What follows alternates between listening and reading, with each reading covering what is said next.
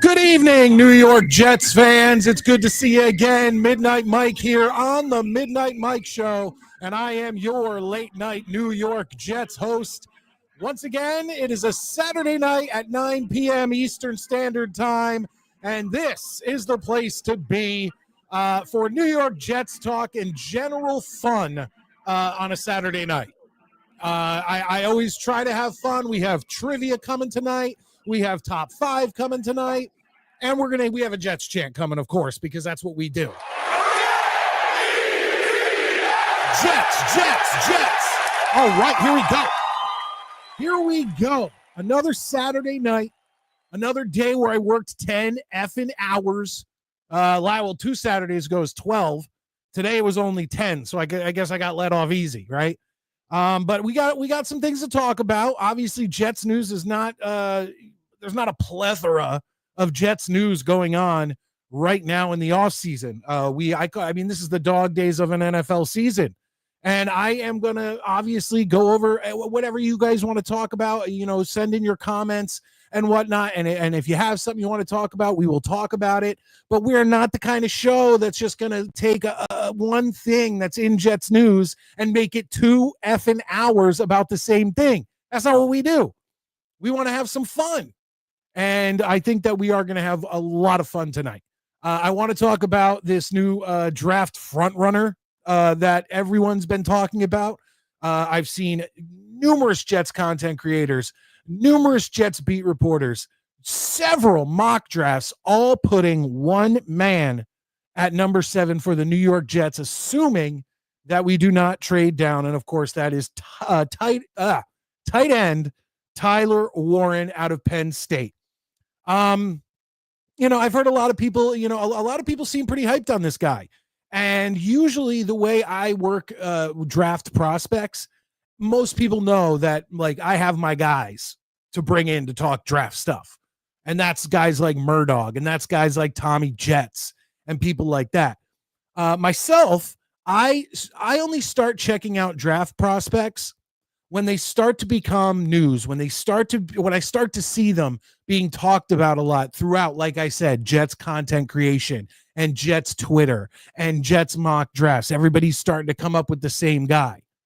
So it takes a little while from the end of the season into free agency till now, but we finally got our first, what I would consider, front runner if the New York Jets decide to stay at number 7. Now, this could change. That's why I'm not going to sit there and look at film on 100 different guys, because only one of them is going to end up on the New York Jets, maybe 2. And then I've spent hours and hours and hours of my time that I could be spent with my family, with my daughters, people, looking at film of guys who end up on other teams. I just don't have the patience or the time for that. I like to, when things get serious, when names start coming out, that's when I like to go in and look at their stats, look at some tape, things like that. And, I'm going to be honest with you. If we stay at 7, which is something that I definitely am not really for, I'm definitely still for the trade back. But if we stay at 7, I would not be against. We need tight ends.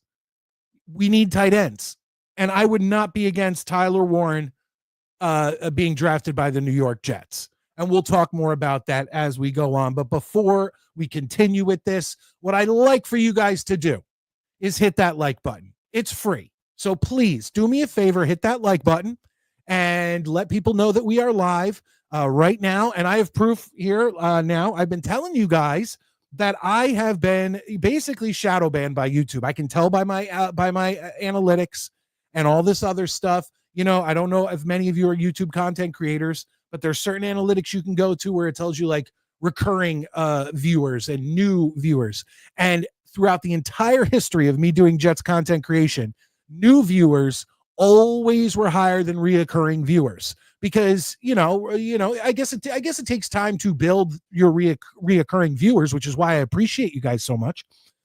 But ever since I got that warning strike, which isn't a content strike, it's not an official strike, it's a warning strike, the channel has new viewers on every video has been like stagnant, completely stagnant, which is it has never happened before and it happened exactly when I got the content warning strike, whatever you would call it.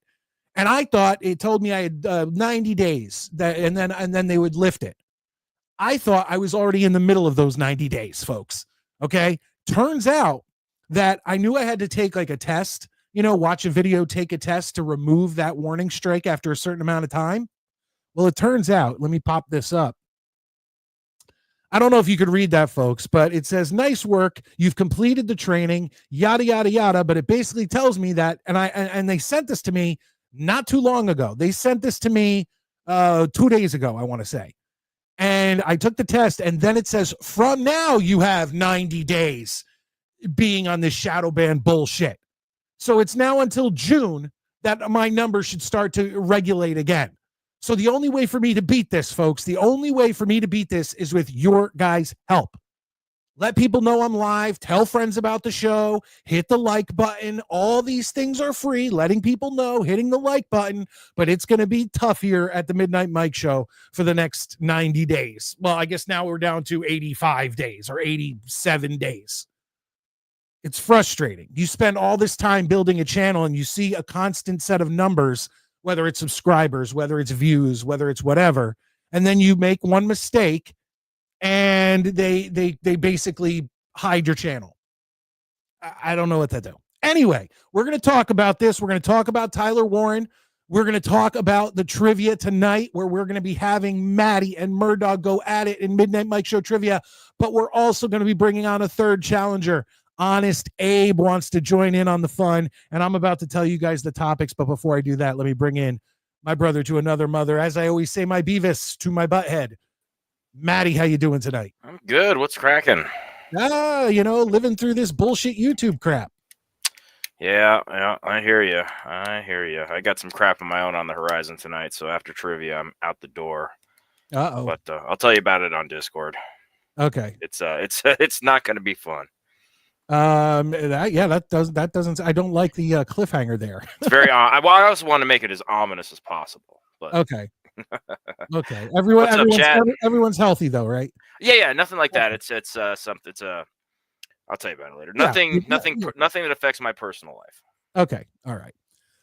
So Maddie, we're going to be doing, you know what I'm going to do just to get everybody excited. I want them to know what trivia, what do we call them? What categories we have tonight. I'm going to let everybody know right now. And around 9:30, 9:40, somewhere in there, that's when around 9:30, we'll start the trivia. But here we go. So these are going to be the categories tonight, folks. And I hope Murdoch and Abe are listening. I know Maddie is because he has no choice. So we have the first category tonight on trivia is going to be TV by the numbers. This is a category obviously involving television, but every answer will have a number in it. Our next category is sports in film. Well, that should be obvious, sports in film. And the final one I'm bringing back from last week, it's the same category. We did this category last week. It's called Not the Jets. So it's football trivia, but it does not include our New York Jets. So those are going to be tonight's 3 categories. I hope everybody's pumped up about that. Maddie, have you heard anything about Tyler Warren? Not a thing, but I have been crazy busy this week. So, I mean, I haven't even played video games this week. I've been dealing with, we're getting my mom's house squared away. And that's in like 45 minutes if there's no traffic drive. So I've just been running around like a chicken with my head cut off. I understand. I've been busy too. I get it. It's life, right? Yeah, it just doesn't stop. Like tomorrow, I'm going to get up after about 4 hours of sleep, and I have so much shit to do at my house that I'm just like, I just put my music on and fucking just do my chores. I get it. Chris in here says, how we doing? How we doing all? How you doing, man? We got already 2 of our Buffalo Bills fans in here, I believe. I thought I saw DJ. Maybe it's just Chris right now. Miguel is in here. Greg is in here. Valerie's in here. Michael Lando's in here. Michael Naro's in here. Hope I'm pronouncing that right. DB is in here. Awesome. Jerome is in here. Let's see what Jerome says about Tyler Warren. Warren can play tight end. He can play wide. He can play the slot. He can play out of the backfield, and he can block. What is not to like? Yeah, I completely agree with this take, Jerome. From what I've heard, what I've read, and what I've looked at, this is a big dude. Okay, you have to remember everyone was all up about Brock Bowers last year, and I don't want to necessarily compare the two because it was 2 completely different drafts. This draft is filled with mediocre players. Last year's draft was filled with excellent draft prospects, whether you're going with Brock Bowers at tight end, wide receivers, quarterbacks. I mean, there was a lot of offensive linemen that were very highly graded. This draft isn't the same, but Tyler Warren, like Brock Bowers, is 6'3", like, I don't know, 230, 240.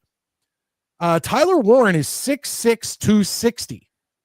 And so when you think about that and you have a tight end, now this guy can catch the ball. This guy is a great receiving tight end, but this is a guy who can also run block, which I really like because once again, Maddie, we're going to be a running team this year. It seems like. Oh yeah. And we're going to need guys, big dudes up front to be able to block for Breece Hall and a Braylon Allen and open up holes, give them room, whatever. So that really excites me. And Maddie, I'm going to give you these stats, and I'm hoping you're kind of seeing what I'm seeing. Now, once again, I want to reiterate, I still want to trade down.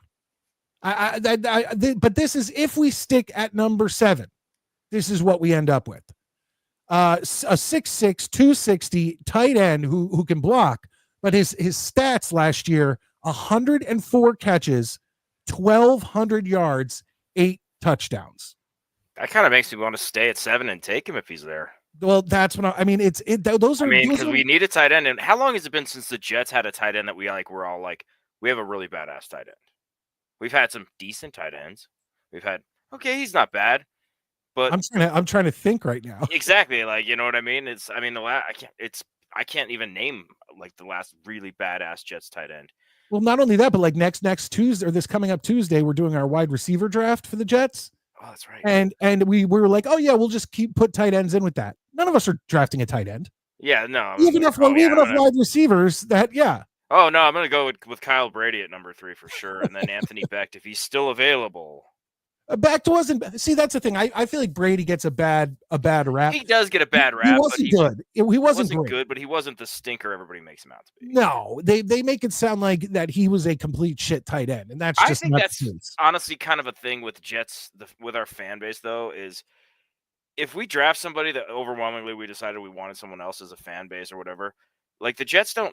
Jets fans have either they suck to high hell or they're amazing. That's it. And if what was it that year that everybody wanted us to draft? We all wanted to draft Warren Sapp, and they took they took Kyle Brady. Kyle Brady, right? Yeah.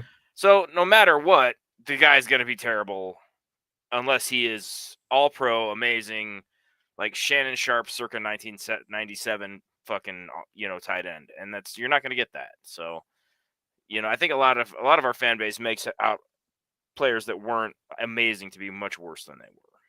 Correct. Well, that's because Jets fans are unlike other fans. Now, I know there's other teams that are close to our fan base, but Jets fans, like if Aaron Glenn is not at the least 2-2 by week 4, we're turning on him. Oh, he's terrible, and we all want him gone, and he's fucking retarded, and Yeah. he should be ashamed of himself as a first-year head coach to not be at least 3-1, and that one should have been by a 3-point margin.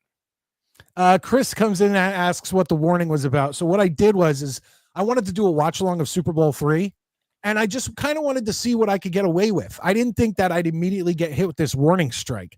So I basically I brought it up just like I'd bring up anything on this channel, like, you know, if I wanted to watch something on YouTube with you guys.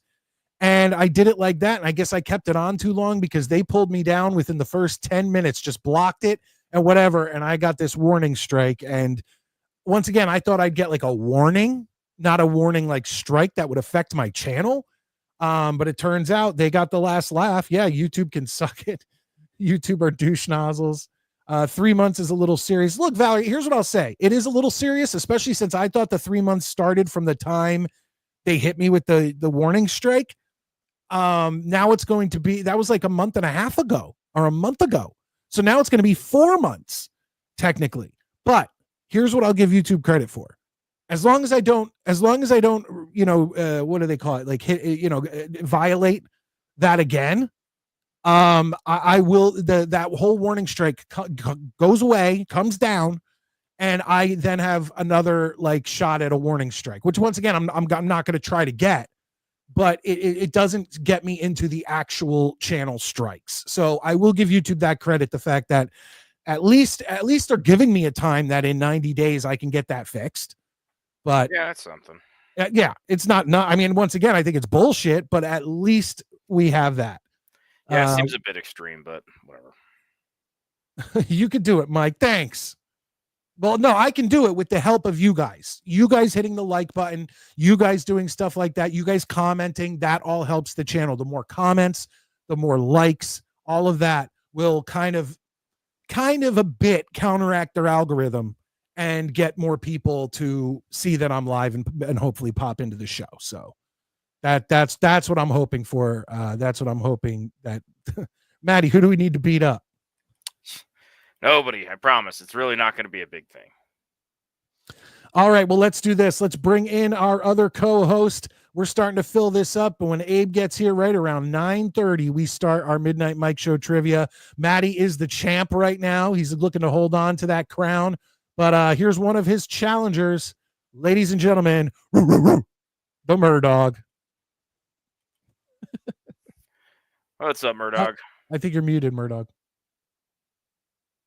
Oh, Maddie, Mike, what's up, boys? There we go. How you doing? Yeah, I was muted, actually. Well, there you go. Man, what's up, Dark Soldier? How you doing, man? How you doing? I haven't been this mad about sports in a while, but that St. John's game today. I know. It really did a number on me.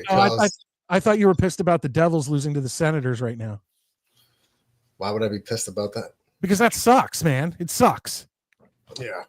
You know what? It's bullshit because remember when I came on here and said the Rangers will make the playoffs before the Devils do, the Devils suck? Then the Devils went on a 4 out of 5 game run, got 8 points. Then I came on here and gave the Devils the benefit of the doubt last Saturday night and was like, okay, guys, we could do this, blah, blah, blah, blah. Since then, they've just went on a tailspin. So I don't know what to do anymore. Guys, I know you're hitting the like button. I can tell by the views going up. Thank you very much. If for some reason I actually sent this to my Facebook page for some reason, if anybody of my friends and family are watching this on the Facebook page, thank you. I appreciate that. And what I would say to you is if you want to comment, go over to YouTube, Midnight Mike Show. And for some reason, Twitter and Facebook comments don't show up on my StreamYard. I don't know why. But Murdoch, so what happened with St. John?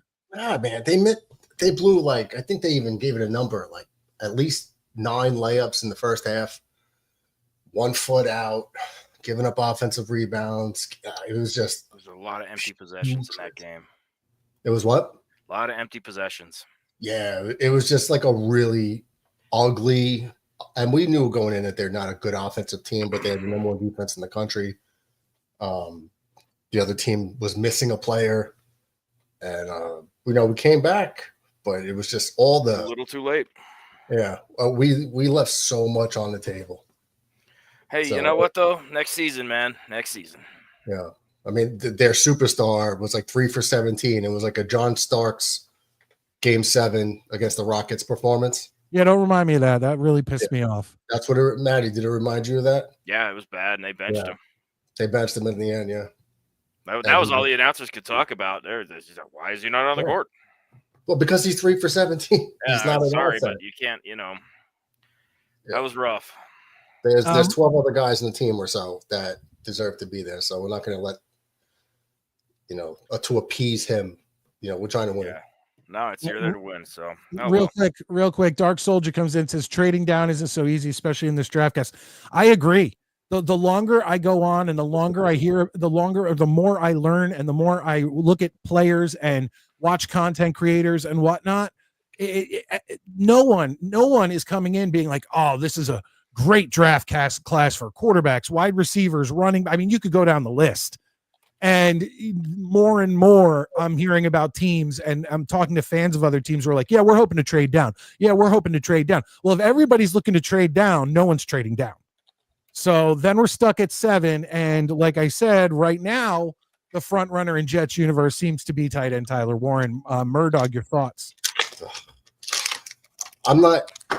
If there's a couple of guys, there's at least 3 guys if we take, I'm not going to go crazy and break things. Tyler Warren's one of them. I'm not the biggest fan. Definitely not at 7 taking him. If we do, it's not the end of the world. I just wouldn't do it. We have him being on the team next year is not going to solve our problems. But it will fill a hole. I mean, that helps. We need a tight end. We do, but that's the tight end position is not the game break. It's not going to make or break your team. That's we don't have the luxury of taking a weapon at tight end. We don't have that luxury. We don't have the fundamental tools to win games. We're lacking in those departments. First and foremost, we can't get too cute. Now, where I would take him over, let's say, a wide receiver, is to have him fit in better with Justin Fields' skill set. The intermediate passing game, and the RPOs, the rollouts, hit a Tyler Warren, on the move, that could be good, as opposed to like a Ted McMillan. You know what I mean? Yeah. They'll fit the offense better. I just don't think it's our biggest need. It's not our biggest need, but it would fill a hole. Once again, this isn't the year that once again, we have 2 years, in my opinion, to build this team. So it fills a hole. If he's the best possible prospect out there at a position we need, you know what I'm saying? Obviously we don't need a quarterback this year. And I don't want to draft a quarterback. Will there be, how many wide receivers are in the top 10 draft? The people are looking to draft 1, 2, 1 at best. Yeah, 1. And I'm not sure he's top 7. Well, that's what I'm saying. If we get to 7 and we can't trade down, he's an offensive weapon. He's a big boy, and he can help our run game. He can help our run game. And from what I'm seeing, once again, I have to watch more tape and all this stuff. I'm seeing that this guy can not only catch, but he can also run. He can also get in. As a matter of fact, I will give Ian credit because I watched some of his video. I didn't even finish it, but he was saying that this is a guy who could be in on trick plays, and he has a good arm. He could throw the ball. He could run the ball on a QB, draw. He could, whatever. My point is that if he's the best option there at a position that we actually need, and we can't trade down, like you said, there's other guys you'd be pissed off that we drafted. This guy isn't one of them. No, if we stick and pick, if we do, like I said, I'm not going to be livid that it's him. I'm not going to be mad because the defensive tackle class is deep, probably the deepest in the draft by far. So if we got one in the second round, then you're looking at a guy like Alfred Collins from Texas. Maybe a Tyleek Williams from Ohio State. Their run grades are through the roof. I think Tyleek Williams is in the 90s. That's a second round dude. So, okay. As long as you address one of the stud defensive tackles in the first 2 rounds, okay. Real quick, Dano comes in, says, "What's up, fellas?" I went into Dano's show last night real quick, and he had what's the annoying guy that I don't like, Murdog? The one that Jake takes advantage of. The one I don't like. Gilbert Godfrey. This is like that's Mets 2128. No. Three of answers there. It starts with a C. Charles. Oh, Charles Gorman. He was. I literally was like, get where. And another thing, Murph and Scott weren't there, and I'm like, where's Murph and Scott? Why am I watching you with? I was about to sign out, and then he got rid of Charles and brought in people who are interesting. And then also, I want to say this. I saw Johnny Boy in here, and I went to sign into his show, and he's sitting there with Boy Green, and I'm like, I'm sorry, like you guys, like I want to watch your shows, but there's just certain people I can't watch. It's ridiculous. But anyway, thank you, Dano. I appreciate you being in here, and I did catch a lot of the show once it was you, and I love you and Murph and Scott. Like that's the shit. So. Keep it there, man. Keep it there. I'm watching on. What does this mean? I'm watching on Zynga.com. What's Zynga? What's Zynga? I have no idea. That's why I was asking you. I'm not cool. We gotta figure that out. All right. Oh, okay. We got our third contestant in, and we'll get him in here because I want to see if he has any thoughts on Tyler Warner. If he knows anything, he might not. Like, I didn't know. Before you bring him in, Mike, what do you think about a 6-man tag, the three of us versus the three of them? Who the three of who? Us three. Okay. First, Dano, Scott, and Murph. At what? 6-man tag. But at what? Like in a match? Like we're gonna fight?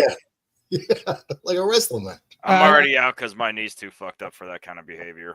Dude, just chill in the corner. So Maddie would be the first one eliminated. I think I wouldn't count on that.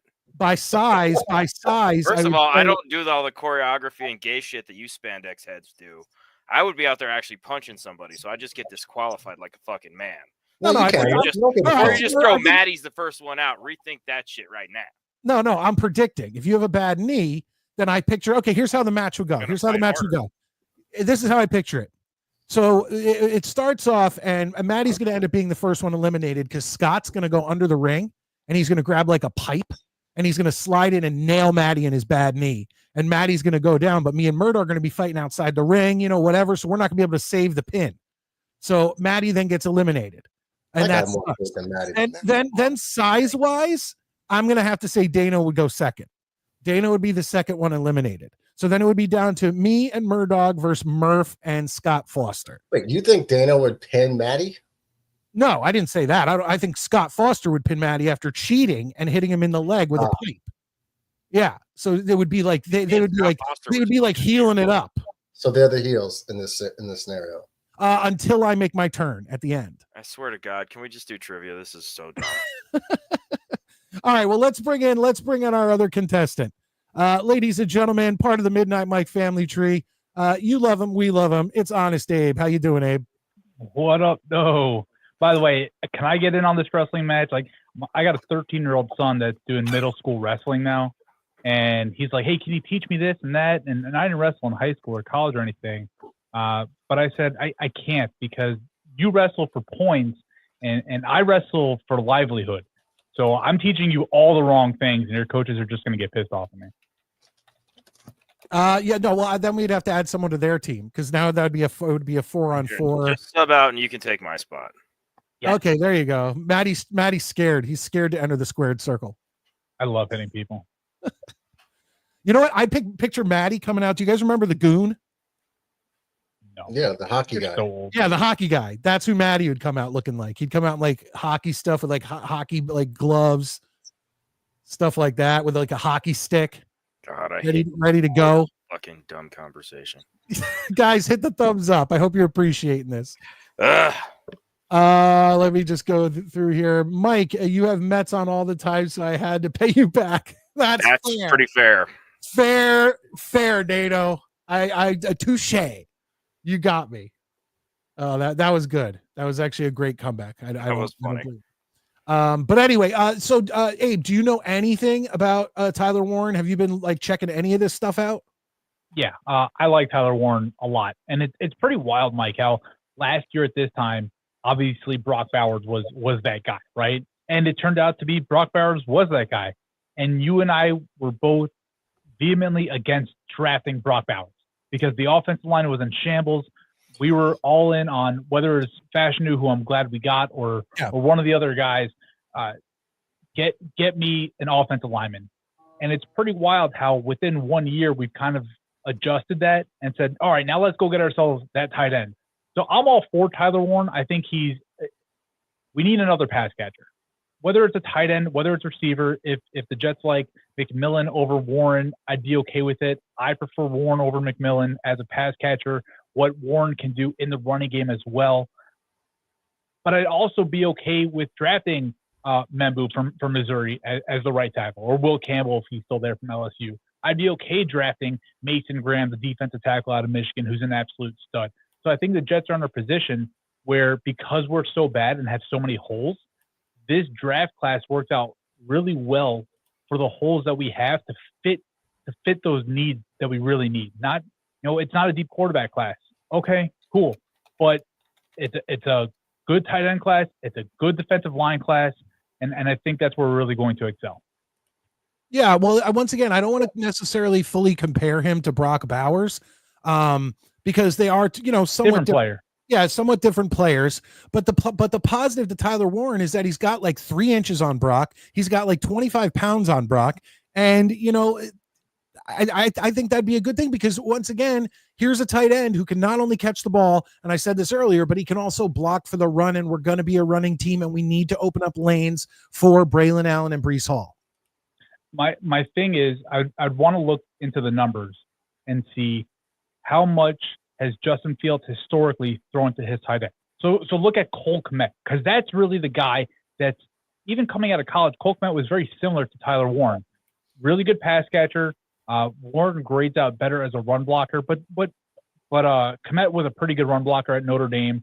And how did Justin Fields use him in his offense? Because yes, you have the style of offense, you have the play calling and everything, but at the end of the day, a one-read quarterback like Justin Fields goes, "Where's Garrett Wilson? Oh crap! Where's my hot route?" And that a lot of the time is going to be the tight end. So I do think the more I think about it, the more I'm falling in love with Tyler Warren. And if we pass on him for a Will Johnson or even a Ted McMillan, I like Tyler Warren a tremendously amount more. That's not English, but I like Warren a lot more than McMillan. If we pass on him, I'm not going to be too happy about it. Well, once again, I'm still with my boys. I still would like to trade down, but like I said, if every team is looking to trade down, no one's trading down.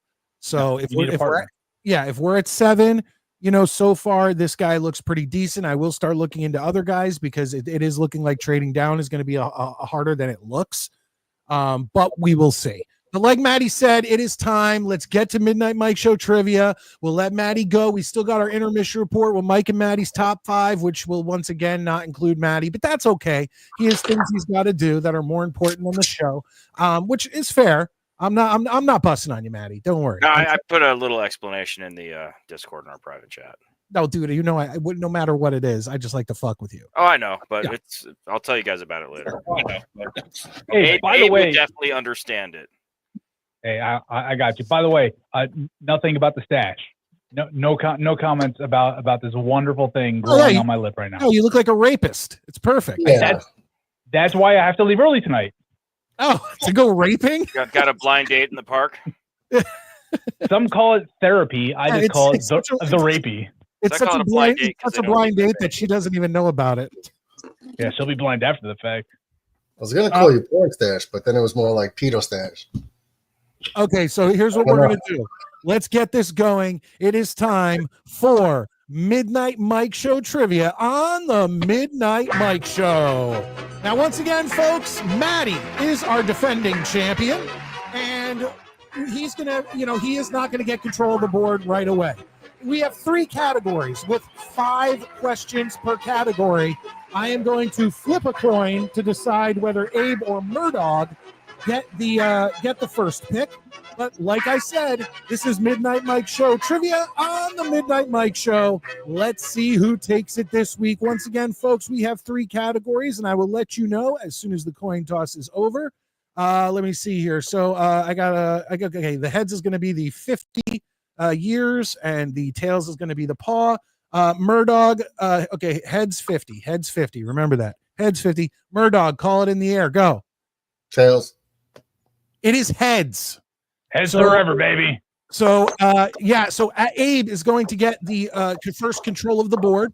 I don't know if you guys heard earlier, but we have 3 categories. I told the categories earlier on in the show, so everyone listening, remember, wait till once again, Abe, if you have any kind of piece of paper or something, you don't have to write it down, but if you could, when you're locked in, when you have your guess, just do that.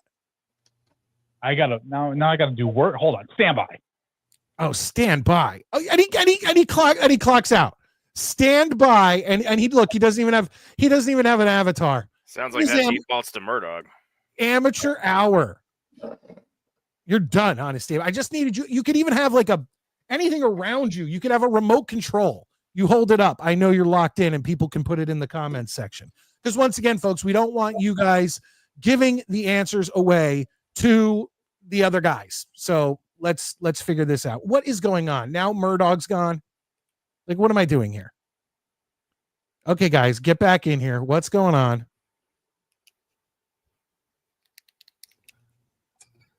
I was just fucking with you. I kind of thought that's what he was doing. But then I couldn't get back in because it said disconnected. I was like, oh my God. Unbelievable. And now we're sitting here just waiting like jerks. Let's go. Okay. I'm on babysitting duty. I got a kid here. Trying to figure out my laptop took another dump. I will once again give you guys the 3 categories, you at home listening and the guys, and Abe will have control of the board. The 3 categories are TV by the numbers. In this category, every answer, it's a television category. Every answer will have a number in it. Okay. Then we have sports in film. That's self-explanatory. And then the final one we took from last week, I brought it back this week. It's not the Jets. So it's football trivia.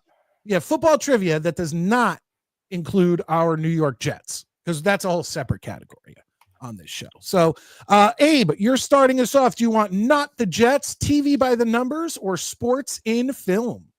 So I have my decision, but before I begin, just one quick question. So you want me to write down my answer and then just let you know that I got it? Yeah, just kind of hold up the paper. Don't show it to me. Just kind of hold up the paper to let everybody, because the comment section sometimes likes to just jump in and give. I don't want them giving people the answers. All right, copy that. What's up, T-Dobbs? And also Miguel Padilla comes in. -1 point for Abe for not being prepared. Yeah, story of my life. You know what? Real quick, I just wanted to make sure I had something to write down the scores. What are we doing? Not prepared now. Let me go with. I have it right here, buddy. Let me go with sports and film. All right. You look like Wilson from Home Improvement. My laptop's not working, so I'm going off my phone, and so I got to have it angled, and it doesn't lean forward. So I don't know what the fuck to do. All right, ladies and gentlemen, we're starting off with sports in film. The first question is actually a 2-point question because there's 2 answers. So here we go. Forrest Gump has exceptional speed. What college did he play football for? And that's 1 point. Who was his coach? I will repeat this for those at home. Forrest Gump has exceptional speed. What college did he play for? And who was his coach? I'm looking over to my Bird-Dog is locked in. Looks like Abe is locked in and Maddie is locked in. Before the music ends, all 3 are locked in. Abe has control of the board, so he will be giving me his answer first. Abe, what do you got? What college did he go to? He went to the University of Alabama, Roll Tide. Which, of course... And coach? Don't give me coach yet. Murdog, what do you got? Well, I got them both on here, so... I just want the college. All right, Alabama. Okay, and Maddie? I got Alabama. And the coach, Maddie? I don't have that. Murdog? Bear Bryant. And Abe? Bear Bryant. All right. Abe and Murdog start off with 2 points. Maddie with 1 point. We're moving along.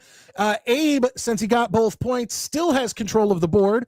Do you want to stay in sports and film, or do you want to move on? Yeah, let's stay with sports and film. All right. Sports and film. Here we go. This is question number 2. Tom Selleck plays for this Japanese team in Mr. Baseball. Now, I'm going to be loose with what I accept, but I will repeat. Tom Selleck plays for this Japanese team in Mr. Baseball. Looks like Maddie's locked in. Man, it looks like Abe is locked in. Murdog's still writing. Boom, boom. You got it, but put down your pen. Put down your pen. And also, by the way, we got a few people here who got this right. Michael Landau got a point. New York Jets superfan got a point. These are all in the last question. But here we go. Let's do this. Abe, Tom Selleck plays for this Japanese team in Mr. Baseball. I believe it's the Dragons. I'll give you credit. Because it's hard I'll give someone 2 points if they get the city. Murdog, what do you got? Put the Hanshin Tigers. No, I'm sorry about that one. And Maddie? I don't watch Tom Selleck movies. That's okay. Now I'm pissed off.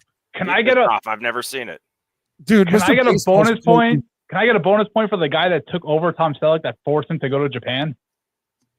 No, but who was it? It was Frank. It was a character portrayed by Frank Thomas. That is correct. Oh, that is correct. Very good. Very good. By the way, everyone should be checking out Mr. Baseball. It's a great movie. Hell yeah. Let me just go down here. Nobody knows. Tokyo Giants. Sorry, man. Oh, by the way, the actual answer was the Chunichi Dragons. Yeah, I wasn't going to get the city. No, I didn't expect anybody to. That's ridiculous. But keep okay. So, Abe, you still got control of the board. You got a lead 3-2-1. Are we sticking with sports and film? Yeah, let's keep rolling, baby. All right, here we go. Question number 3. Nick Nolte coached these 2 NBA stars in the film Blue Chips. Once again, Nick Nolte coached these 2 NBA stars in the film Blue Chips. Maddie's locked in. Abe is locked in. And Murdog is locked in. All right, we can bring down the music. And with Abe still in control of the board, we go to Abe. Abe? So the first one I'm very confident is Shaq. That I'm very confident about. The second one, I believe, is Sean Kemp. Damn. Murdog, what do you got? Shaq and Anthony Hardaway. Penny Hardaway, Anthony Hardaway. Murdog with the point. Abe. I'm sorry, Maddie, what do you got? Same Z, Shaq and Hardaway. Nice. 2 guys. They're catching up. They're catching up. 1 point or 2 points? It's a 1-pointer. It's a 1-pointer. Otherwise, I would have said otherwise. But Abe now with 3, Murdog tied with 3, Maddie right behind with 2. The board goes to Murdog. Murdog, do you want to stick with sports and film, or do you want to move to a different category? All right, we'll go to sports. We'll keep going. All right, stay in sports and film. All right, here we go. Oh, this is a good one. This is a good one. Oh, look at that. Miguel gets a point. New York Jets superfan gets a point. Jerome gets a point. Good job, guys. Good job. All right. Question number 4 in the sports in film category. In Major League, Harry Doyle's post-game radio show is called this. Once again, in Major League, Harry Doyle's post-game radio show is called this. And I have a lock-in from Abe. Oh, Abe, this might be your calling.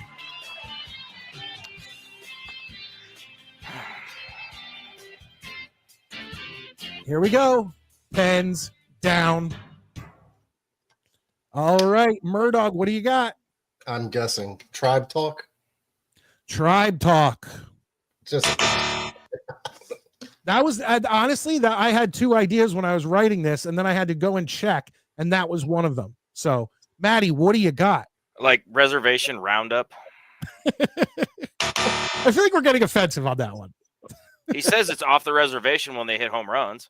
That's true. Abe, what do you got? So you thought I nailed this. I knew right away that I had no shot at it. In the time I wasn't going to get it. So I wrote Indians Uncovered.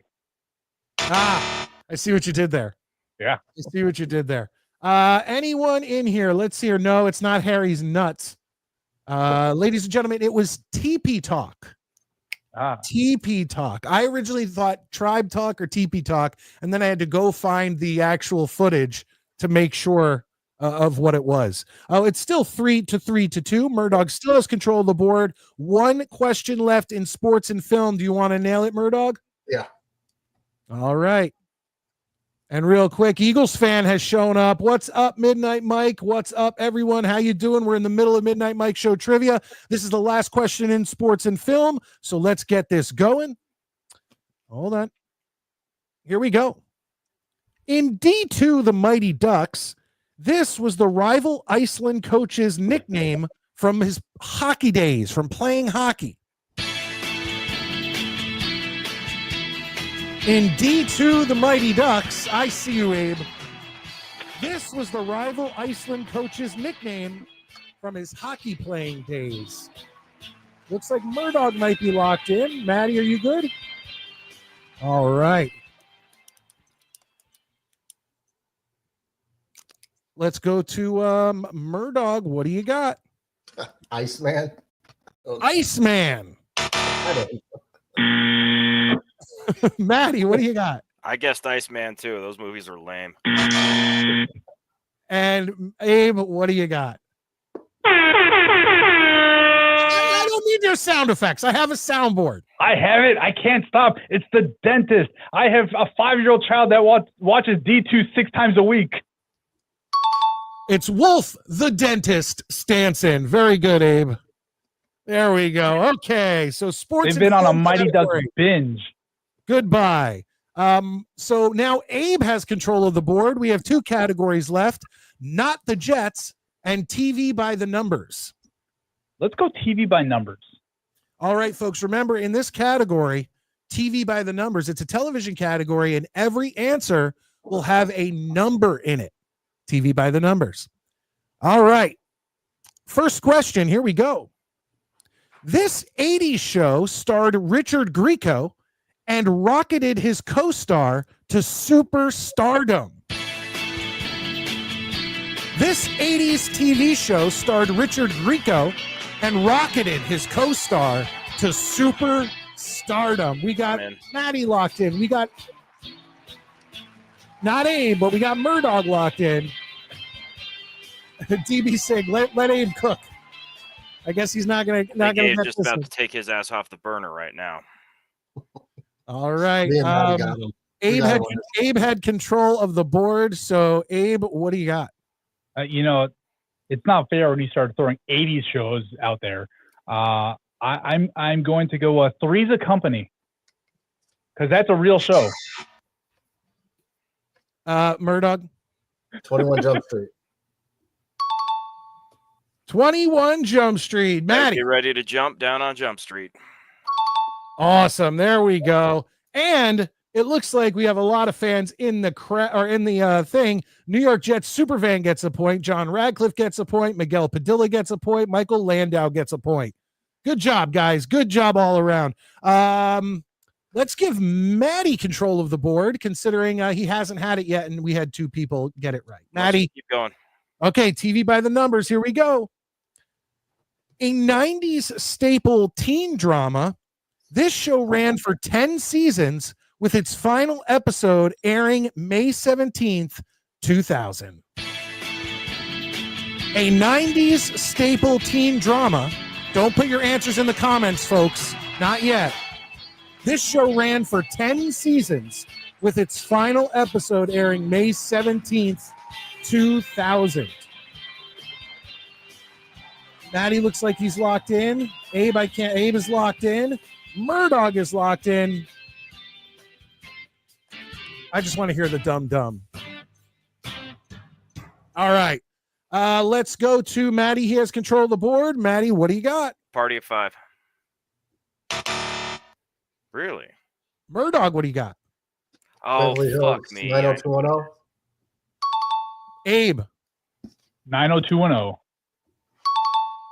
There we go. I can't believe I messed that up. That's okay. At least you did guess a teen drama. I got to give you that. Who hasn't had control of the board recently? Murdog hasn't recently. Murdog, TV by the numbers or not the Jets? TV by the numbers. All right, TV by the numbers. Here we go. There's only 3 questions left in TV by the numbers, and we have our final category. Let's get to this. Remember, all answers in this category have a number in the title. This show features a day in the life of a counterterrorism agent for each episode. This show features a day in the life All right, we're all of a good. counterterrorism agent for each episode. It looks like is everybody locked in? Yeah, we're all good. All right, let's just bring that down. I'll get the other thing up. Let's do this. Everyone show your answer. This is the one where Kiefer Sutherland's always whispering. Everything. You can't see it. It's very short. It's 2 digits. Maddie, okay, Maddie, what is it? 24. Murdog. Can't you read, bro? 24. Yeah, Abe. 24. You need your readers? No, actually, I wish I could show you. You know what I should do? I'm going to take a picture of my screen. So you guys actually, it gets so small. Hold on. I'm going to take a picture. I'll put it in the Discord. By the way, DB, pop that link to the Discord in. Wait do you guys see what I'm looking at? I'll put it in later of how little the screen gets that I can't see shit. All right. So everybody gets a point. That puts Maddie at 4 and Murdog and Abe tied at 6. Murdog, you still have control. Are we sticking around here? Stick with it. All right. Question number 4 in TV by the numbers, featuring several members of MTV's The State. This show followed the hijinks of a city's sheriff department. Featuring several members of MTV's The State, this show followed the hijinks of a city's sheriff department. Abe's locked in. Maddie's locked in. Murdog's locked in. Very good. Here we go. Bring that down. And let's go to Maddie. What do you got? Reno 911. Murdog, what do you got? Reno 911. And Abe. Reno 911. All right. Moving along. We're doing good. You guys doing good in the TV category. I'm proud of you. All right. Let's see here. The final one, Murdog, are we sticking with the last TV by the numbers? Yeah, why not? All right. 1996 saw the first episode of this television show that launched Jessica Biel's career.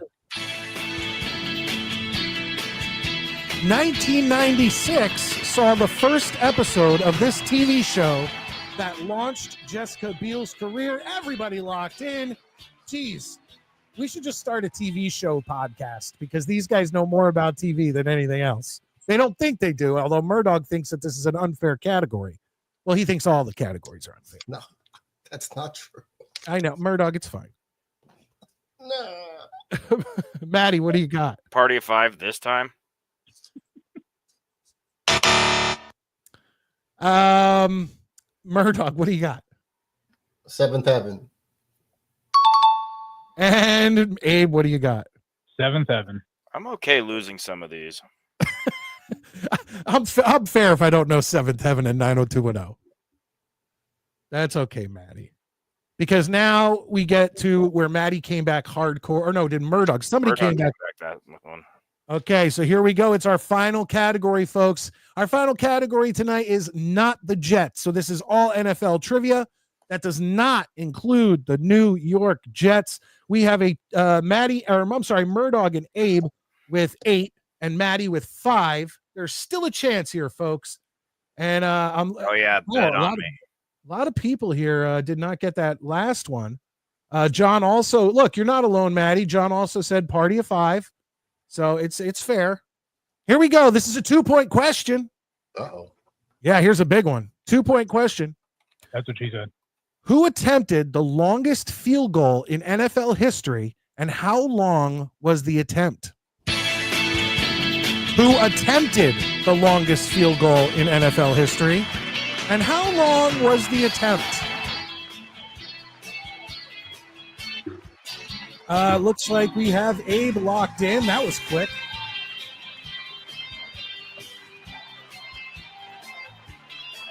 Murdog's still writing. And he's locked in. Good stuff. All right, let's start with Abe since he clocked in really quick. Let's see. Who attempted the longest field goal in NFL history, and how long was the attempt? So the attempt was by Sebastian Janikowski for 73 yards. Well, close enough. You did get one right. Okay, So I'll take it. I'll give you that. I won't tell you which. Murdog. Same answer. Sebastian Janikowski, 73 yards. You got one of them right. And I didn't have either of those. you neither? No. All right. The answer was Sebastian Janikowski, 76 yards. Yeah. Okay. 76 yards. I was trying to trick you guys. I'm glad you heard attempted. Attempted, not made, because it's a big difference. Because the funny thing is he attempted a 76-yard field goal, but the longest field goal made was like 66 yards. So he was like 10 yards past that. It was 67 by Justin Tucker to beat the Lions on the last second field goal. Well, there you go. All right. Here we go. It was on September 21st, 2000. I'm sorry. Okay, September, stop Googling. No, as a the day my kid was born. Wow, Janikowski, good one. Good. No, Cardinals kicker, random guess. That wouldn't have counted, buddy. Tucker's the guy who made the longest field goal. And no, Valerie, he did not make it. Sorry. Okay. Here we go. Next question, NFL trivia, not the Jets. These 3 teams are tied with 4 Super Bowl wins. These 3 teams are tied with 4 Super Bowl wins. We got a tight one here, folks. We got a tight one. Adirondack Fly Guy, I see you. How you doing, buddy? We're just ending out Midnight Mike Show trivia. Eagles fan, you're not supposed to put him in until everybody's locked in, but that's okay because you're not right. But anyway, let's move it along. Everyone, let's go to Abe. Abe, what do you got? I got the 49ers, the Cowboys, and the Packers. Murdog, what do you got? Wait, how many teams was it? 3 or 4? 3. 3 teams 3 are teams. tied with 4 Super Bowl wins. Murdog, who do you got?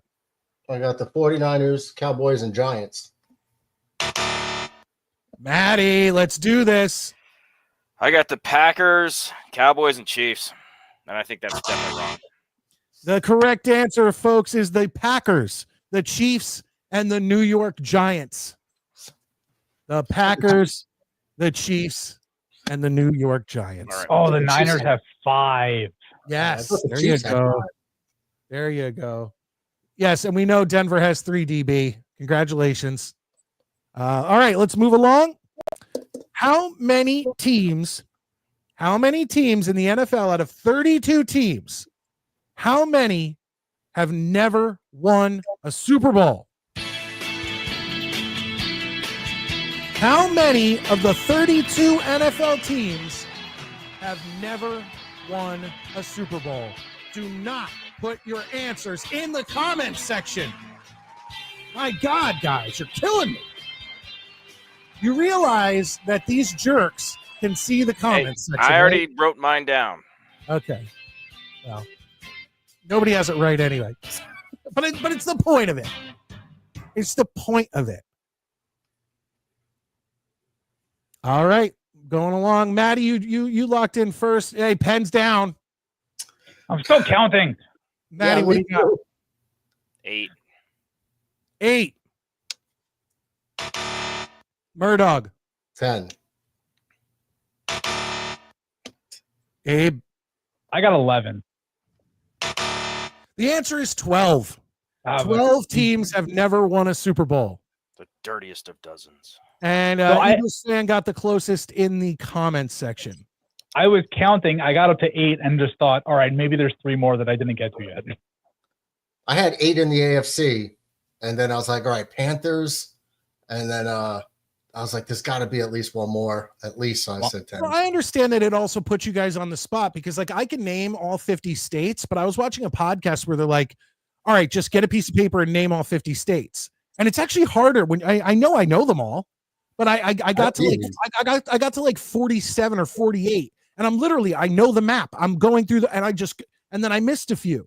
But it's like it's the same thing here. It's just like you know them, but like if you had every team in front of you, you could literally go that team didn't make it, that team didn't make it. You'd come up with your 12. But without all that information in front of you, it's just your mind, whatever. Okay. 2 questions left, folks. Here we go.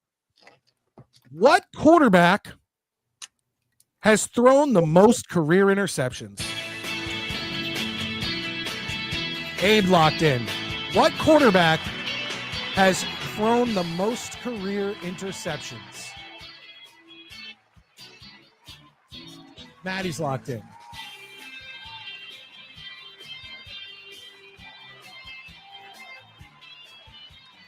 I feel like this record is broken.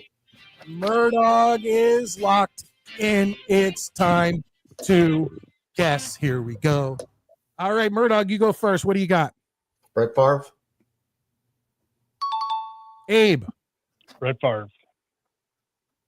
Maddie. I said Elway. You just hate the Broncos. Yes, I do. You're just a Broncos hater. Absolutely. I got shirts that say it. Really? Oh, yeah. Where do you get something like that? And why don't you wear it more often for DB? I got people, and I don't wear it because I like DB. I don't know. I kind of want a shirt that just says "fuck the Broncos." Well, you've seen my "fuck the Yankees" hat. Or maybe I should have one that says "fuck DB" with the DB logo, which is the Broncos logo. Yeah, we should just get DB hater shirts. Yeah, let's all get DB hater shirts. That'd be hilarious. All right, final question. And this one, I said it's not about the Jets, and it's not. But this guy is known as a Jet. But here's the question. How many touchdowns did Joe Namath have with the LA Rams? It was his final season in the NFL, and I want to know how many touchdowns did Joe Namath have with the LA Rams? And it looks like Abe is locked in. Maddie's locked in. Murdog is locked in. All right, we can bring that down. That's fine.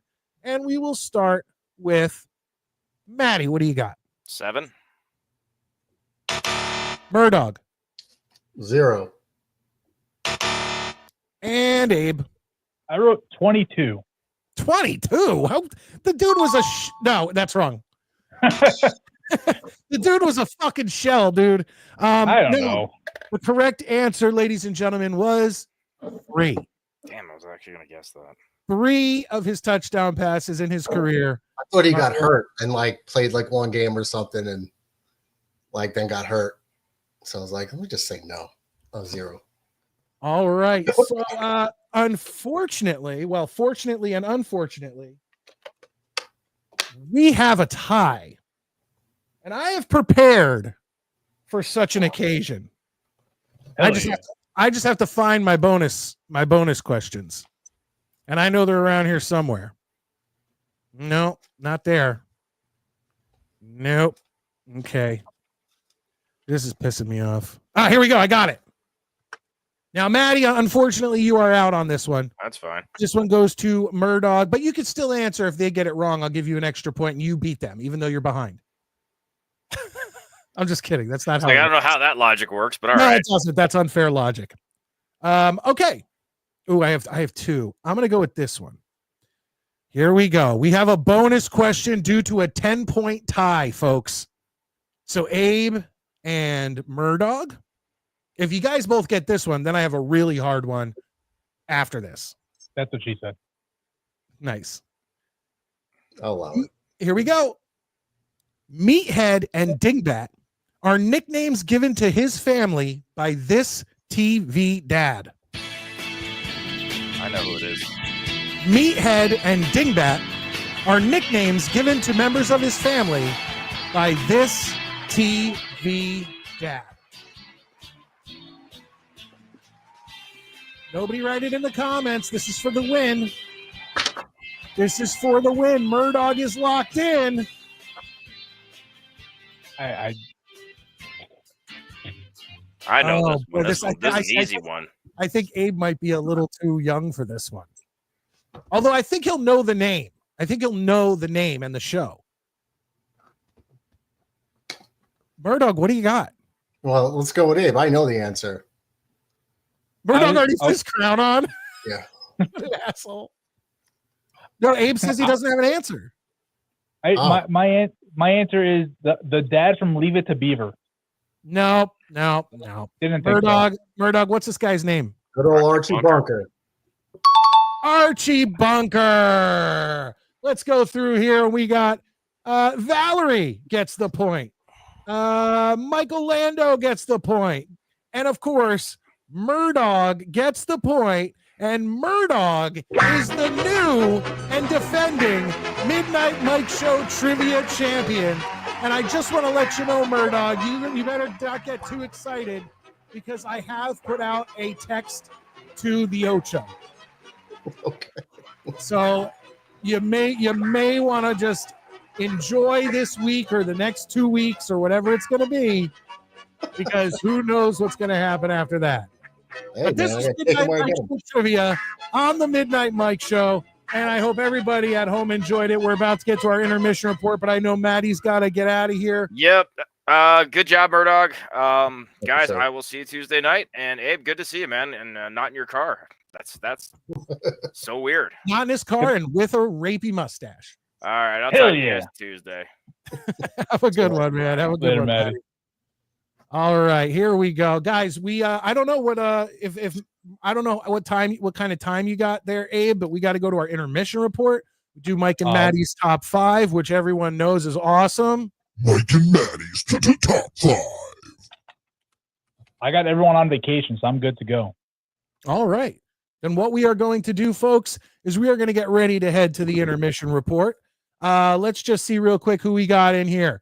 John Ratcliffe, welcome to the show. God, guys, keep hitting those thumbs up. I really do appreciate it. I am seeing it, guys. That really helps out. Anyone new in here, make sure you're hitting that thumbs up button. And unfortunately, we've had no super chats, no gifted channel memberships or anything. But here's what I'm going to tell you. If we get 10 gifted channel memberships tonight, I'll match them. So get 10 in, I'll give out 10 more. That's 20 channel memberships. And we'll see if we can pull that off. I wish I would have mentioned this earlier in the show. That's my bad, but it is what it is. Okay, so New York Jets Supervan, Valerie still in here. Sean in here. Nice win, Murdog. Good work, Murdog.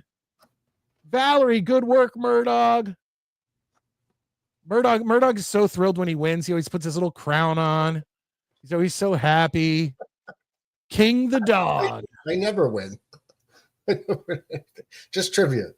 DJ, how did this conversation start up again? I don't understand. 0 Super Bowls. The Jets last one when? Yes, we have them. Correct. You're right. The Jets have a Super Bowl. The Bills don't. The Bills have a better chance of winning one. Who cares about a chance? Everyone has a chance of winning one. Yours may be, 50 to 90% better than ours, but until you have the trophy, it means nothing. Like, get the hell out of here with that. Michael, you must be behind a little bit, but yes, you are right. It was Archie Bunker. I had a really tough one, a really tough bonus question, but I'm gonna have to save it out that there for another time. No, I have to save these things just in case we end up in a situation like this.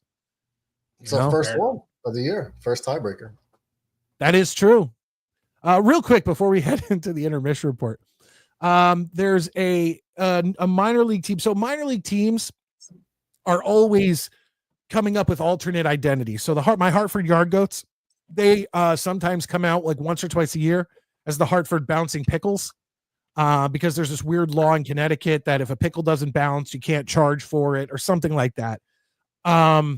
So the Chesapeake, whatever, they have their new alternate identity is the Chesapeake Oyster Catchers. Have you guys seen their logo? Yeah, I thought it was a vagina. Wow. You're gonna put that on a hat? That's a vagina with the bean. No, that's just to cover the cup. Dude, that is bad. Like, you cannot put that on a hat. And if you do, I'm buying one. That's all I'm saying. Yeah. Fuck yeah. Oh, That's a vagina. that's a vagina. A well-traveled vagina. Broken in as much as that glove. It's broken in. It's broken in as good as that glove is. It's the I Bonnie appreciate Blue. it. Oh, God. No, Valerie, I am not kidding. I saw it all over the internet the past couple days. And yeah. The good old Chesapeake Oyster Catchers. Once again, if anyone wants to gift me one of those hats, I will wear it on the show all the time. Just trying to give it a lick. People are gonna come up and lick my hat. Oh, Like this. Get away from my hat.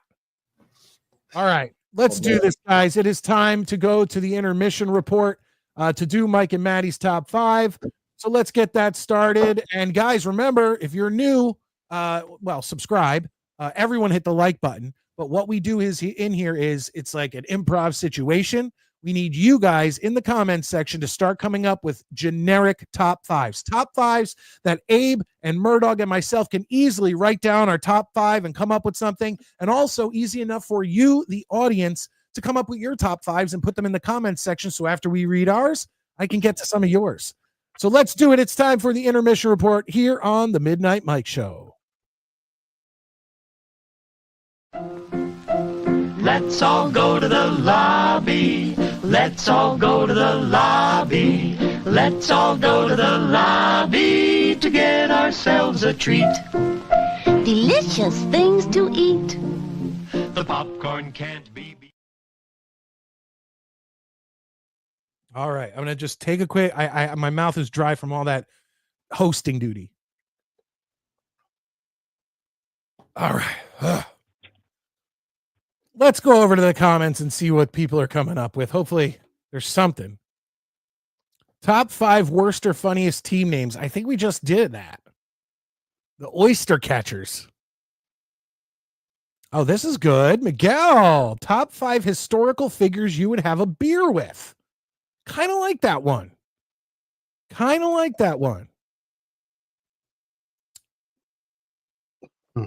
I have the best top 5 of the year, no doubt. You guys are going to love it. Well. Oh, and he hits us with, we get a Jets chant. Finally. No. See how off I am? I play the Jets song. Let's try this. Jets. Top 5 chicken wing flavors. Now, the only sad part about this is I can name like 3 that I really like, but the difference is that he sent in the $2. So, I mean, all my answers would be barbecue.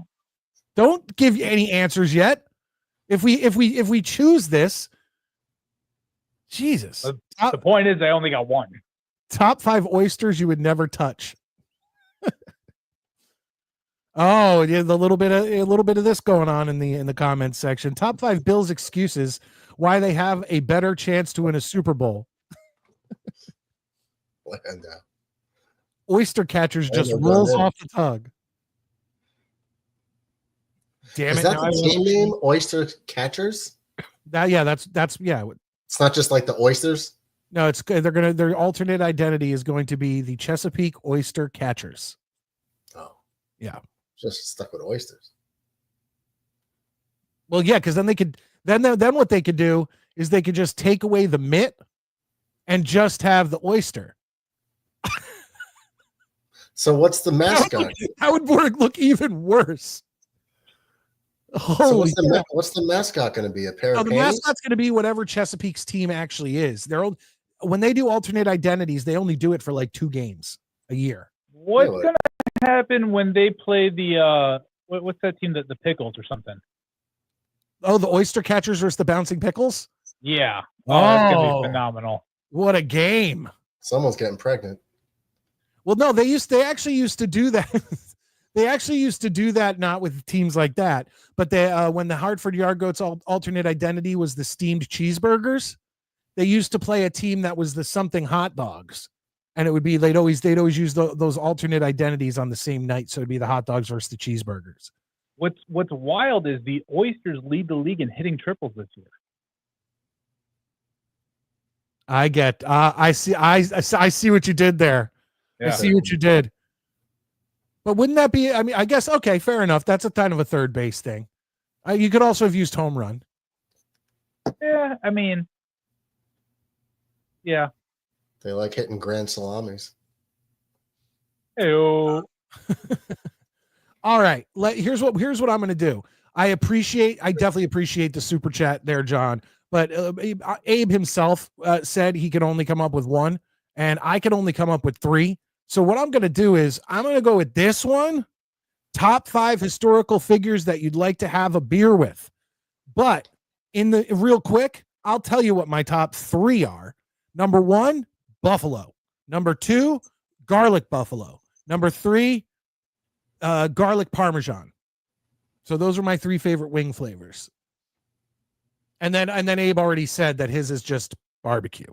He's a I'll throw in a honey barbecue. How about that? Okay, so barbecue and honey barbecue. Murdoch, you have any of your favorite wing flavors or your favorite chicken wing flavors? Yeah, I do like lemon pepper, garlic parmesan. Yeah, garlic parmesan is good. It's just that garlicky. Yeah, but the problem with those is that it makes my breath just stink. I hate it's so delicious. Like damn. I'm a dry rub guy. I'm not a No. Yes. Oh no. Yes. I do not like dry rub. I want them soaking in sauce. Are we still talking about the oysters and rounding third? There you go. No. Okay, yeah, we're gonna do this one. That's dry rub. Clancy says straight buffalo sauce. I am in agreement. I love it. Oh, Scott with mango habanero. Interesting. That's a Buffalo Wild Wing one. And then Miguel comes in with the Jamaican jerk, which I believe that would be a dry rub. You're a jerk. Yes, Mike likes them wet, not dry. That's right. I like Scott say he'll dry rub if he has to. Oh, Thai chili, sweet chili. Damn, that's a lot. I didn't even realize. But either way, okay. So let me start writing these down because obviously, now when I write these down, if I write down people that I don't even know, there's people that I'd want to put on this list that I don't like, but I'd want to have a beer with them to kind of get in their mind. Do you understand what I'm saying? When you say historical figures, they're famous, right? Yeah, they have to be historical figures, I guess, alive or dead. I guess it doesn't matter either way. All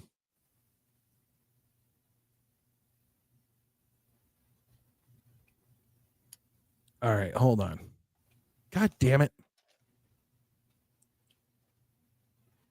Okay. One. This is actually hard because it's This is really difficult.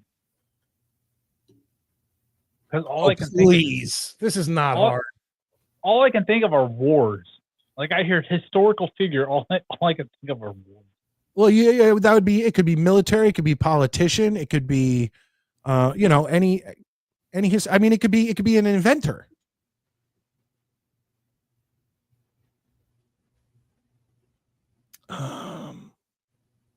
Are you guys putting them in the comments section? I'm going to scroll down and see if people are doing this here.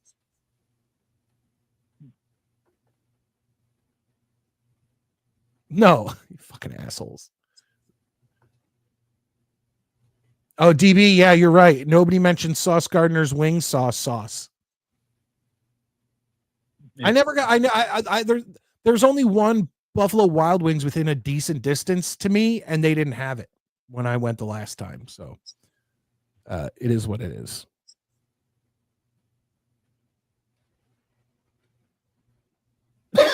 Excuse me. I got a funny one. I got a funny one.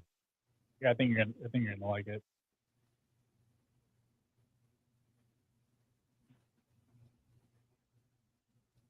All right, I got five.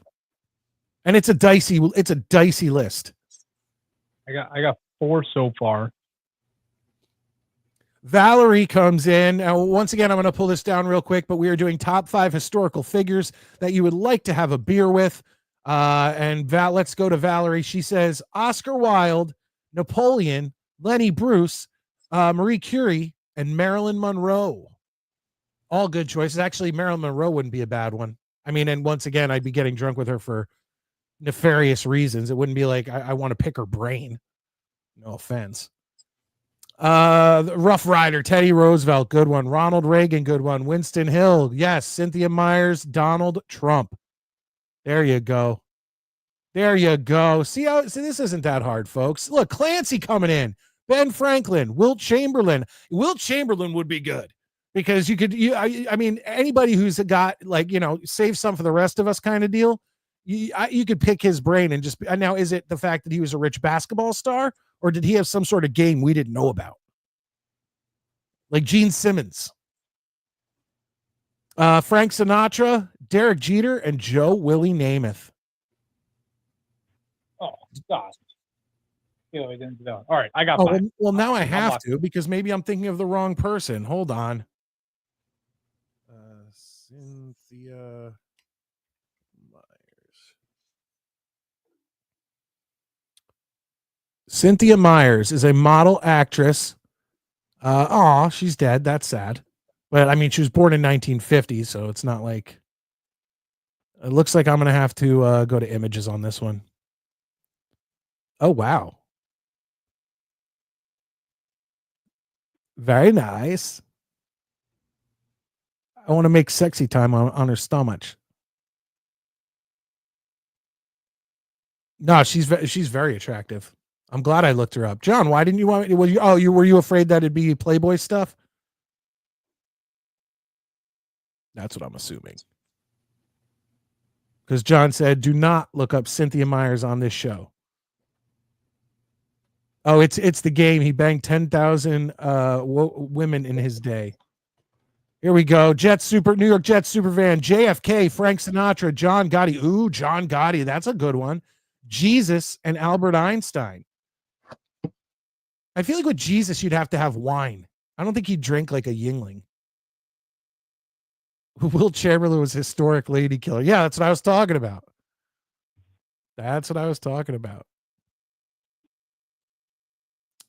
I found her when I was 13. What is this? King Kahufu? I don't know who that is. I'll have to look that one up. John Lennon, George Carlin, Andre the Giant. Yo, Andre the Giant would drink us all under the table. Oppenheimer. Good one, DB. Good ones. All right, you guys ready? Yeah, I got my 5. I put it together, I guess. All right. I'll start off. And 3 of mine are very dicey because it's like I kind of just want to, before they do what they did or did what they did, I'd want to sit down and kind of like get in their head. So my first one is going to be any of the Kims, Kim Jong-il, Kim Jong-un, the Kim family. I'd love to Dennis Rodman it, go over to North Korea, play some basketball, and just have a drink with these guys and be like, okay, so why are you so fucked up? Like, why are you so weird? That's my first one. Abe, who's your number 5? Number 5, I do have Teddy Roosevelt. He's mentioned earlier, but being in my profession, Teddy Roosevelt being one of the most well-known New York police commissioners of all time, just seeing what life was like back then. Good answer. Murdog. I was going to put JFK, but I changed it to LBJ since he's the one who ordered the assassination. It's funny. I was I popped into last night. Connor had 2 of his You know how Connor has the show with the two other kids? Yeah. Like they have their little kid show. The romper room. Yeah, essentially. But he had it was on last night. It was just the two other kids, and I don't know them. Like if it was Connor, I could hold a conversation with him because I know Connor, but I didn't know who they were. So the only comment I put in was, "So do you guys think that LBJ killed JFK?" And they were talking like Jets draft, like you know how they are. They're real serious about it, and didn't even get to my question. So shame on them. Shame on them. Do they know who JFK is? No, good point. I'm sure they do. Everyone, even if you've gone to school, you know who JFK is. John Franklin Myers? I didn't realize Myers was still spelled with a K to start with. No. We're talking about Abe, we're talking about John Fitzgerald Kennedy. Ah, yeah. Of course. Oh, yeah. All right, my number 4 is in the same kind of vein as the Kims. It's someone I'd want to, and it fits perfectly in with the whole LBJ, the JFK thing, Lee Harvey Oswald. I would love to find out what was fucking going through his head before he decided to do what he did. And I mean, not just recently because of of these things, but I've always been very interested in all the conspiracy theories about the whole JFK thing. And, I'd love to be, because this dude went over and tried to live in the Soviet Union. He tried to get Soviet citizenship. He went to Cuba or something, and it just crazy dude. So yeah, Lee Harvey Oswald's one of mine there. Abe, what do you got for number 4? So very similarly, I have Pablo Escobar, who is the notorious cartel leader, has escaped prison multiple times. Especially again, being in my profession, would love to know how he does what he does. Yeah, absolutely. Now, here's a question. Do you interrogate people?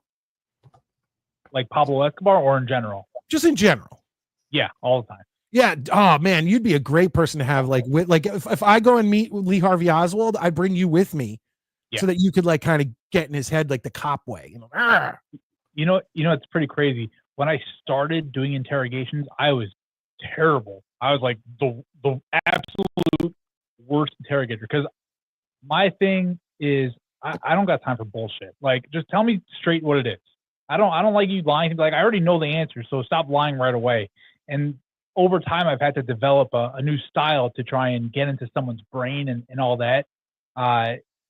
It's fascinating, these interrogations and how to develop these relationships with these shitheads to get what you actually need out of them. Are you good or bad? I'd say I'm slightly above average. No, that's not what I meant. Good cop or bad cop? Oh, it all depends. It all depends. You go into a room and you don't know what the interaction is going to be like. You kind of play off him, and then whoever he takes to, that person takes good. Yeah, kind of. Okay, fair enough. You know who you look like right now? Nope, I don't. With the mustache, you look like a young Sipowicz from NYPD Blue. Hell yeah, my uncle, Uncle Andy. Young Sipowicz, though. I'm trying to look like him too. Trying to back a couple LBs on. Murdoch, I said young. Murdoch, who do you got at number 4? Chris Farley. Nice. Oh, that's a good one. That is a good one. And he'd have fun drinking. Oh, yeah. Hell yeah. I probably wouldn't survive. And neither would he. All right, my number 3 is going to be, he was already mentioned, Donald Trump. Like, how could you not want to sit down and have a beer with that guy? Because he doesn't drink. Whatever. My point being is first off, I don't believe that. I don't believe that he doesn't have wine or a beer or something. Never drank or smoked. Yeah, I know. That's Gene Simmons and Paul Stanley haven't either. I still don't believe it. But my point is that whether you like him or you hate him, how would you not want to get in that guy's head? Like, and just try to get something. Just try to pick his brain. Abe, what do you got? You're number 3. I got Donald Trump also. That he's on my list. Like you said, take the fact out that he's currently our president, that he was the president beforehand. There's just so much in that guy's life and everything involved to just turn it into who he is now. You really want to hear like the true backstory of everything. And Murdoch, you're number 3. Robin Williams. Damn, that's a good one too. Very good. Go. You got. I like you went in a different. You took a different path. Went comedy. I like that. All right, we're moving on to our top two. And my number 2 is in the same as Oswald and the Kims. Let's go with John Wilkes Booth, the man who shot Abraham Lincoln, a Southern sympathizer who couldn't get over the fact that the war is over and thought that he could change history. He changed history, but not in the way that he thought he would. But I'd love to get in his head and find out what the hell he thought we would accomplish. Did he think, oh, I kill Lincoln and then the South rises and wins the war? Like, that's just not how it was going to work. The army was depleted. Their cities were destroyed. Their supply lines were destroyed. Like, there was no coming back till, maybe 20, 30 years later, maybe, but there was no coming back at that time. It was over. So I would like to get into his head and see what he thought.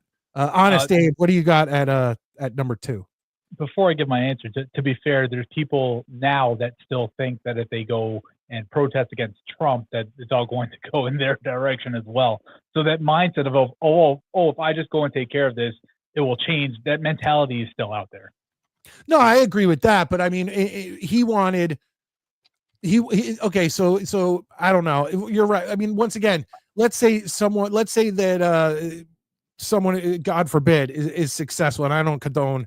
I don't care if I hate the president or I like the president. Killing people's fucking retarded.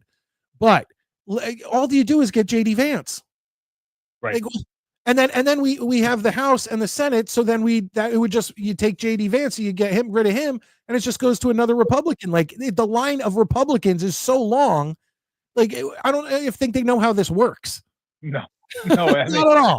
Which just makes it all the better. Okay, who's your number 2? All right, speaking of someone that's not a Republican, I have Monica Lewinsky. I want to know the truth. I want to know what really took place in those years in the White House. We know. We know some of it. Did she ever write a book? I'm sure, dude, she had to. Okay, I have to go back to my Cynthia Myers page and put in Monica Lewinsky book. She had to. Oh, yeah, it's called Monica's Story. Oh, no. Yeah. No, that's written by someone else. It's written by an Andrew Morton. What was he in the room? He caught the spit. He was under the desk. With her. He washed the dress. Yeah, he was the laundry guy. He caught a squirt in the eye.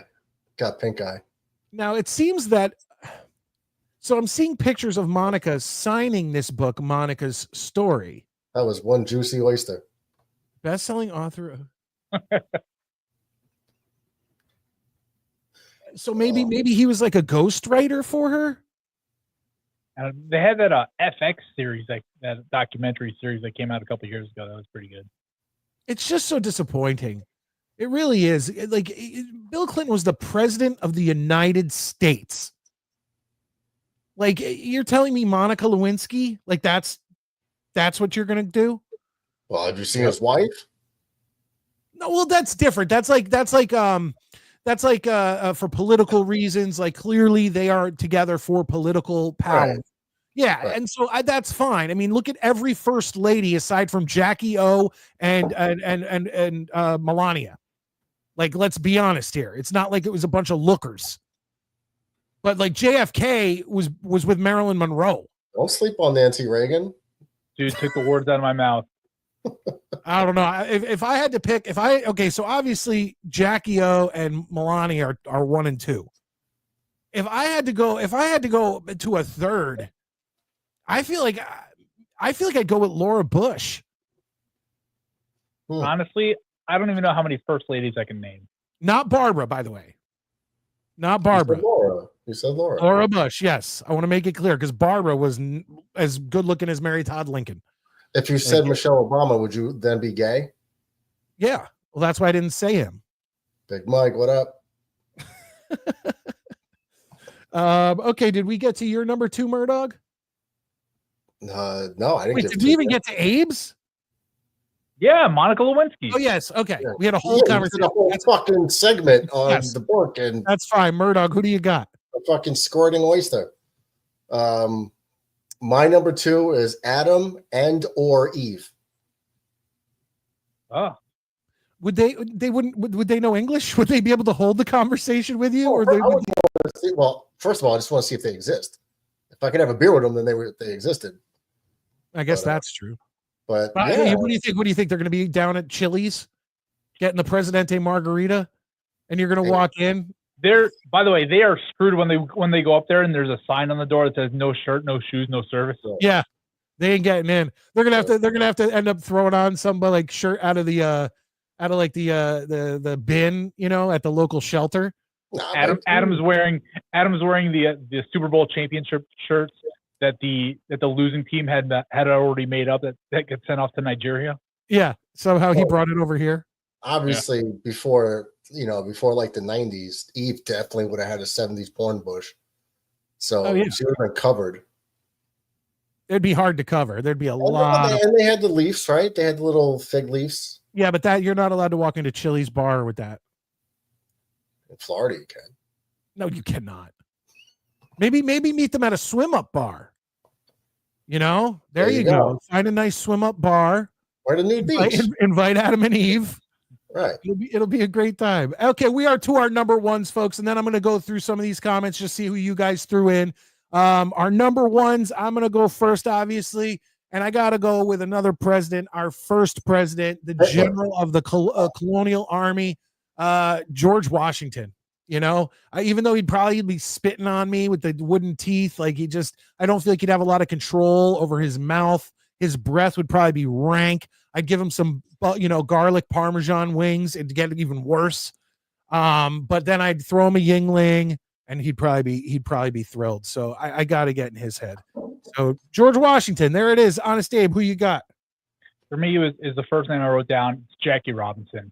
The story that man had to go through, the everything that he has personally changed in the entire world, really, is just incredible.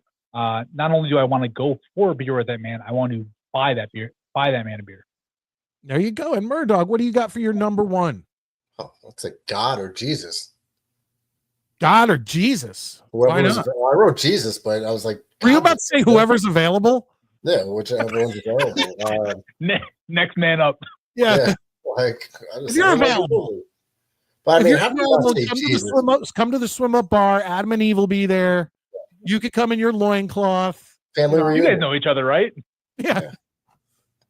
That'd be good. Well, no, Jesus is a historical figure, but because he allegedly walked the earth, right? So that's why I wrote him down. But then I was like, God is a historical figure, though, right? He's a figure. So I would just go straight to the top if I could. If he was available to choose from, I would just say God. But if we're talking about human beings, I would just say Jesus. How could you not go with Jesus?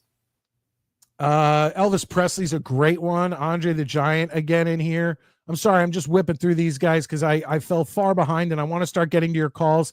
And I have good old Sean Neutron waiting in the back very patiently, and I'd like to get to him, but I just want to make sure. A lot of Hitlers in here, folks. A lot of Hitlers. He was on my original list, but I was like, we might get in trouble for that one, right? That's a hard pass from this Jew. Fair, I would understand that. Not just to be like, what were you thinking? It says, Honest Abe, have you ever done a desk pop? I don't know what that means. A desk pop is, inside the office, you fire one from the desk straight up. No, I have not, but almost convinced somebody to do so. I had to stop them. Desk pops are not a real thing. John Ratcliffe comes in and just names all the 007s. Yeah, I saw that. Do you guys have any honorable mentions over there? I wonder if Boy Green is Mike's number one. No, I don't need to know how to pull out my dick, take a picture of it, and send it to an unwilling coworker. Sorry, I don't need to know how to do that. I could figure it out, but that's the only real information that he would have for me. You got any honorable mentions? No, I ended up stopping, but I mean, I love the Elvis one. That was a great one. I mean, I like some of the ones you guys had. I got 3 names on my list. Honorable mentions: Michael Jordan, Ted Williams, and Abraham Lincoln. Yeah, I'm good with all those. Mets. It was a top 5 historical figures you'd like to have a beer with. I don't think Mets drinks. Do you think Mets drinks? I thought he's always drunk.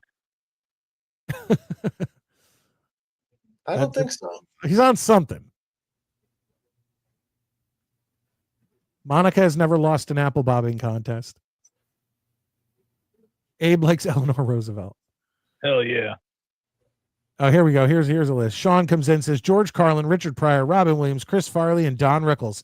I like the comedy Rupert Murdoch put out earlier. That sounds fun, man. Yeah, those two for sure. I know, Mets. I was making a joke about him spitting all over me and having horrible breath. You're killing me. Killing me. All right, we're back to the beginning. All right, let's do this. One more. Scott Foster. Hey, man, welcome. Welcome. I haven't seen you in here. I mean, you may have been, but I just got to the chat. Charles Manson, Lee Harvey Oswald, Pete Rose, Rick James, and Satan. Funny thing about this list is Charles Manson, murderer. Lee Harvey Oswald, murderer. Rick James, crazy coke face. Satan, no, you don't need to describe how bad he is. And then Pete Rose. All he did was gamble. You kind of threw Pete Rose in there with not the nicest company. But anyway, okay, let's get out of here. Let's get to some calls. Let's once again show this. God, what are the oyster catchers thinking? But anyway, let's get out of the intermission report and get back to your calls. Here we go.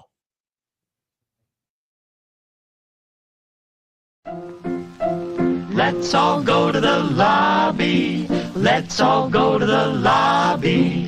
Let's all go to the lobby to get ourselves a treat. Delicious things to eat. The popcorn can't be beat. All right, now I feel like people are just doing stuff to get like a little risque here on the show. Derek Chauvin, no doubt. Yeah, I want to have a conversation with that guy, not over beers, in a jail cell with nobody looking. Wait a minute, but isn't he the one with Floyd? Mm-hmm. Yeah, he's the one that killed Floyd. Yeah. Actually, if we want to be technical about it, if you look at the autopsy report, he died from fentanyl. And he was also complaining on body cam footage that he couldn't breathe before he was even taken out of the car. So let's all just keep this in mind there, Honest Dave. I know you're a cop. You want to, this dirty cop, but let's go by the facts here. George, there's Floyd Foreman. Rest in peace. Yes. George, I saw someone post something somewhere that said George Foreman died, and they said unplug it from the wall and redo your circuit breaker. John's offering to just let you in without backup, 2-to-1 ratio. Yeah, let's go. All right, ladies and gentlemen, let's bring in our Vikings correspondent, see what he has to say tonight. Our buddy, member of the Midnight Mike family tree, Sean Neutron. How you doing? What's up, guys? I have nothing to say. No, I'm kidding. You better have something to say. You've been waiting so patiently. Sorry, you called in right as we were doing the intermission report. Oh, look, Murdoch put on the cosplay Sean glasses, and you don't even have them on. Yeah, I left them in the car. Left them in the car? I just like going out of the car. Is that why you're squinting? You can't see us? How many fingers? Sean Cena. Is that one? No. You wouldn't be able to. Hey, Honest Dave. Thanks for your service. Yes, sir. Where are my readers? They're right here. God damn you people. Well, Sean doesn't have his glasses on, so. Or you. Now you do. The one night I don't wear glasses, everyone's all bent out of shape. All right. Oh, you know what? Bent out of shape. That's interesting. That's also the name for the Team Oyster thing. That's our new promotion. All right. Yeah. So Sean, what's up, man? I'm trying to put the link in the comment section for these jackals. Nothing much, man. Just celebrating a state championship win with the girls team that I work with. So that has been pretty exciting over here. You what now? What do you do? I saw a picture either you put up on your Facebook page. Yeah, right. I read the recaps. So, well, either way, that picture looked extremely professional. thank you, and it's going to be my profile picture for a very long time because they don't get them that good very often. Yeah, my the team that I watch here in town got to the state championships for the second year in a row. Unfortunately, they lost. So. Yeah, they lost in 21 and 22. The coach hadn't won one since 06 with a different school, and she had just a complete dominant team this year. So they're the style they play that no other girls teams can really keep up with it. Well, that's good. Were you guys expected to win going in? We were the favorites, but state championship though, it played pretty even the first half, and the second half when we started to pull away a little bit. Fourth quarter, we really hit some threes and really bolstered down the defense. So. We definitely, and we have a young team too. They're returning most of their starters. We only lost 2 seniors. That's good. That's good. That's what's happening at our school. We we were supposed to be in a rebuilding year this year, and because we lost like four starters. I think there's only one guy who returned from the state champion team, and we were expected to be in a rebuild because most of our team is made up of sophomores, and they made it to the States again. And not only that, but we have 2 8th graders coming in as freshmen next year who are apparently outstanding. Nice. So yeah, our coach works with a lot of kids in youth camps, and she does AAU in the off season. So she definitely, these girls are built through the system. And so when she gets accused of recruiting, it's ridiculous because these parents don't move their kids to play for her. She just works with the kids in the area and teaches them. DB wants to know if you're excited for the McCarthy era. I am very excited for the McCarthy era, and I've seen, the highlights from last year in the preseason. I hear that he worked with I forgot which defensive player, but he asked the defensive player literally the week after his injury. He said, "Hey, can I watch film with you so I can pick your brain about what defenses are going to be looking at?" He all season long he was studying, he was working. Just because he was injured, he wasn't sitting there and feeling sorry for himself and being jealous of Darnold. So the kid sounds like a leader, a future leader, and I'm excited to see what he can do, especially with all these new pieces we have. We've added a lot to the roster, and we're the depth is there, and we've answered a lot of our holes, just like the Chesapeake team. The oyster catchers. Yeah, they answer their holes. So I'm really excited to see. And we got. I think that what we need now is a QB2. Obviously, I think they said they might be looking at what's it say, Tannehill as a backup possibly, which came out of nowhere, but still I wouldn't be mad at that.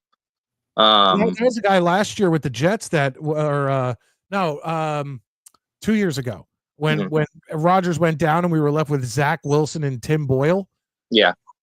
So many people are like, look at all the guys who are out there. Minshew was out there. Tannehill was out there. There was a bunch of guys who were out there, and not saying that they'd be great, but they'd be better.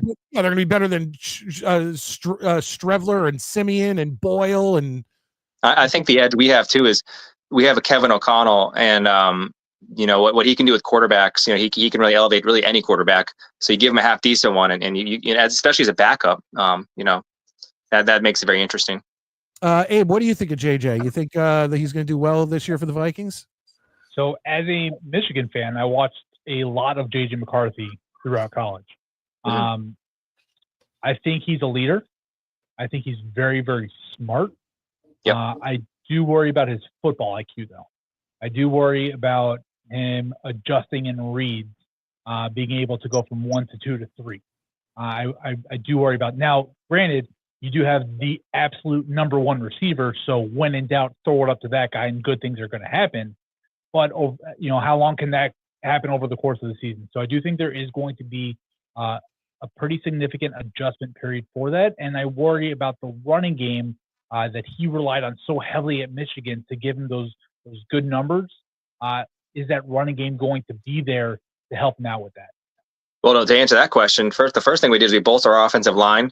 So we got those 2 guys from the Colts, Freeze and Kelly. Darrisaw will be coming back and hopefully healthier after that ACL tear. So we'll see how long that takes to get better.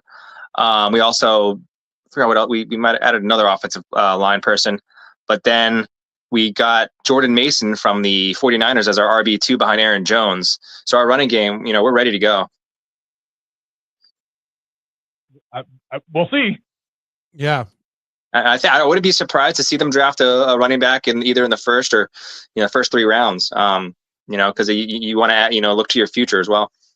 I agree with that. I don't think that Aaron Jones is a long-term answer. I think he's got 1 year left in the tank. Jordan Mason to me is a guy that runs really, really hard for about 5 plays and then realizes he ran it too hard and can't do it on a consistent basis. He's a really good goal line back. I don't think he's somebody that you can really rely on. I do think that it's a deep running back draft, so it's a good time to have that kind of problem. So I do see a day 2, potentially a day 2, maybe a day 3 pick at the worst case scenario, going that route. Yeah, the first 2 rounds are going to be nuts. I mean, you got guys like no one's even talking about Quinshon Judkins or, there's going to this running back draft goes at least 10 deep. Yeah. Yep. Real quick, I'm just looking at this, and you guys. I mean, I knew you weren't going to. I was just checking. I knew you were 24. 24. And what are you guys looking at? I mean, are you looking at? I think if we weren't, they might be looking at best available. But if we're trade, the only reason I'd say trade down is because we don't have very many mid-round picks, but because I think after last year's trades, but I think that they're going to go best available, and the 2 positions I would focus on would be cornerback and running back. Because we answered our defensive line issues as well this offseason with Hargrave and I'm drawing a blank on the other signing. Golly. But it's we were, I think, was it Pro Football Talk or one of the PFF ranked us, gave us an A+ for our offseason so far. I think we got like a D+. Jonathan Allen from the Commanders. Oh, okay. Yeah, I mean, ours has been ridiculous. I mean, to be honest, the NFC North, like all the offenses are up there, right? You have the Lions that did what they did last year. The Packers with all the weapons they have, Jordan Love is the real deal. And then you have in Chicago the mastermind of the Lions offense running the place now with a guy that they have all the trust. I don't have the trust in, but they have all the trust in the world in Caleb Williams. I mean, Minnesota's going to have to score points. I don't either. But Ben Johnson made Jared Goff completely revitalize his career. So you have to wonder, and they completely rebuilt the offensive line in Chicago also. Like they have a game plan as to what they're doing. That's probably the toughest division that we've seen in just from 1 to 4 in a really long time. Well, the Packers are really. To be fair, the Bears still have to prove it. I mean, but the other 3, yes. The Packers had a really quiet offseason. I think the Packers are really just very, very quiet. Like they didn't really do that much, and it was just kind of almost but not as bad as the Cowboys. Real quick, hold on, real quick. John Ratcliffe comes in with $2 and gets a Jets chant.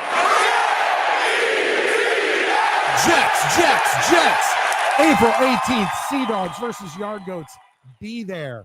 John, I already told you. I don't know if I know that doesn't sound like short notice. But for me and my family and whatnot, that is kind of short notice. I will see if I can possibly make it. I didn't go and get my media credentials for this season. I could get them, but it is what it is. I'm just in the past. I've gone to media day and I've gone to the players. I've gone to all these opening things, and then it ends up being till like May or June that I can actually start really getting to games.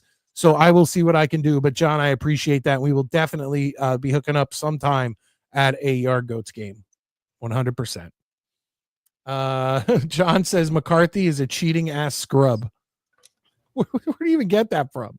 Okay, pal. Michigan. You have a practice squad QB as QB. You need an entire QB room. Well, we got rid of 3 of them this offseason, but John just coming in and attacking Sean. Did McCarthy I don't know? Did he kick your dog? That sounds pretty personal, my guy. Well, what did you see in Michigan, Abe? Was he a cheap kind of like a Mac Jones kind of cheap? No. I think the whole cheating thing. I think the cheating thing comes from Harbaugh, and the whole the sign stealing thing. So I think that's where that cheating thing is coming from. Make sure you guys are hitting the like button. I see a lot of you guys in here. I know that a lot of new people have come in over the past like 40 minutes, half hour. So please, if you can, hit the like button. It is free. John kicking ass tonight, sending in some super chats. Like I said, it's late in the evening, so I should have mentioned this at the beginning of the show. If not, we'll do it again next Saturday night. But if you guys can get 10 gifted channel memberships in, I will match that and gift 10 more for 20 on the night. But I know I waited till like hour and a half into the show to finally mention that, so that's on me. I take complete blame for that one. I got Denver getting more wins over Minnesota out west. What are you thinking there? Are they even playing this season? What's your schedule like? Do you guys play the Broncos? I'm not sure. I don't want to call the schedule, but I mean, I'll check it. You talk. Yeah. I mean, Denver made some strides last year, but with the moves we've made this year, and we're still waiting for the draft, and with what Minnesota already had, I don't see them Denver being better than Minnesota. You know, Flores in year 3, you know, he showed what he can do with year 1 without any of his pieces that he wanted. Year 2, we went from the first year went from 30th to 15th, and then then we jumped, and this year we were top 5. So, and now he's only added more pieces, and he's going to get more. So I'm excited. And I saw Scott said JJ is not going to be ready, but I mean, how much more time does he need to be ready? What, year 3, year 4? I do not see the Denver Broncos even on the Minnesota Vikings schedule. I got the Bears, the Lions, the Packers, the Eagles, the Commanders, Ravens, and Bengals. Those seem to be home games. NFC South team that finishes the same size as the Vikings in the NFC North. Then you got the Cardinals, the Niners, the Texans, the Colts, the Falcons, and the Jets. And the best part is our 2 receivers, they make combined $38 million a year, but then they showed Higgins and Chase. Oh. I mean, I'm sorry, that has to be one of the most idiotic decisions ever to wrap all that money in them and have a putrid defense. Hold on one second. That doesn't seem right. No, we don't play the Vikings. So therefore, I know we're playing the NFC East for sure. Yeah. NFC East. Yeah, that makes sense. But I'm trying to find, because it said the New York Jets on there, and that's not right. That was last year. Yeah. Hold on. Actually, no, last year we're just the Jets. I don't think we played anybody else in that division. Okay, here we go. Minnesota Vikings 2025 opponents list. Home. Bears, Lions, Packers, Eagles, Commanders. Damn, Ravens, Bengals, Falcons. Dude, that is tough. Like, okay, let's say the Bears improve, right? So then that's a tough game if the Bears improve. Then you got the Lions, tough game. Packers, tough game. Eagles, tough game. Commanders, tough game. Ravens, tough game. Bengals, tough game. Falcons, not so much. And then away, Bears, Lions, Packers, Cowboys, Giants, Browns, Steelers, Seahawks, Chargers. Okay, definitely lightens up on the back end of that. But yeah, that is that first part, what, 6 games? No, but that's that. There's no schedule out. Those are just gotcha. Yeah. Okay. So your away opponents are Bears, Lions, Packers, Cowboys, Giants, Browns, Steelers, Seahawks, Chargers. I thought for some reason you go in order. So I was like, if that was the way they started the season, that'd be the most brutal start I've ever heard in my life. But still, like that, that's a tough schedule. Well, the schedule, yeah. So there's going to be, if we have a winning record, you know, people can argue about us. Yeah, that's rough. I don't know. I mean, I went through our schedule with Murdoch like a week ago, and I don't know. And this is speaking of JJ though. This is the first time we've had a quarterback there where it's like, okay, we've drafted him, we're going to work on him. You know, we've had all these things over the years with Favre. We've had Kirk. You know, we've had Keenum. We've had all these guys, and then that was the one where we drafted, and we had to talk ourselves into it. And looking back, I'm like, how could I put the spin on that one? That was brutal few years. John says the Lions are going to struggle hard this year. I don't know about that. No, here's how I look at it. Most of their coaching staff is new. Yep. And they're going to have a brutal schedule because of where they're ranked. I mean, I don't see the Lions. How many wins did the Lions have last year? 14? 15? Yeah, look. 15? They ain't getting that this year. No, but there's regressing slightly and there's struggling hard. Those are two different things. Like, Yeah, I think they're going to regress for sure. They're going to regress, but that's potentially going from a 15-win team to a 12 or 13-win team. Yeah, exactly. Right? That's what I see. They're still the favorites in the NFC North. They're probably still, a 2 or 3 seed, worst case scenario for them. So to say that they're going to struggle mightily, I think that's pushing a lot. It's not like they lost their quarterback. They didn't lose any pieces. If anything, they've actually improved their roster because their whole team's coming back healthy. Aiden Hutchinson missed the entire season. And now you're getting the guy that was on pace for damn near 40 sacks last year when he got hurt. He's coming back. They lost just about everybody on their defense was out on IR.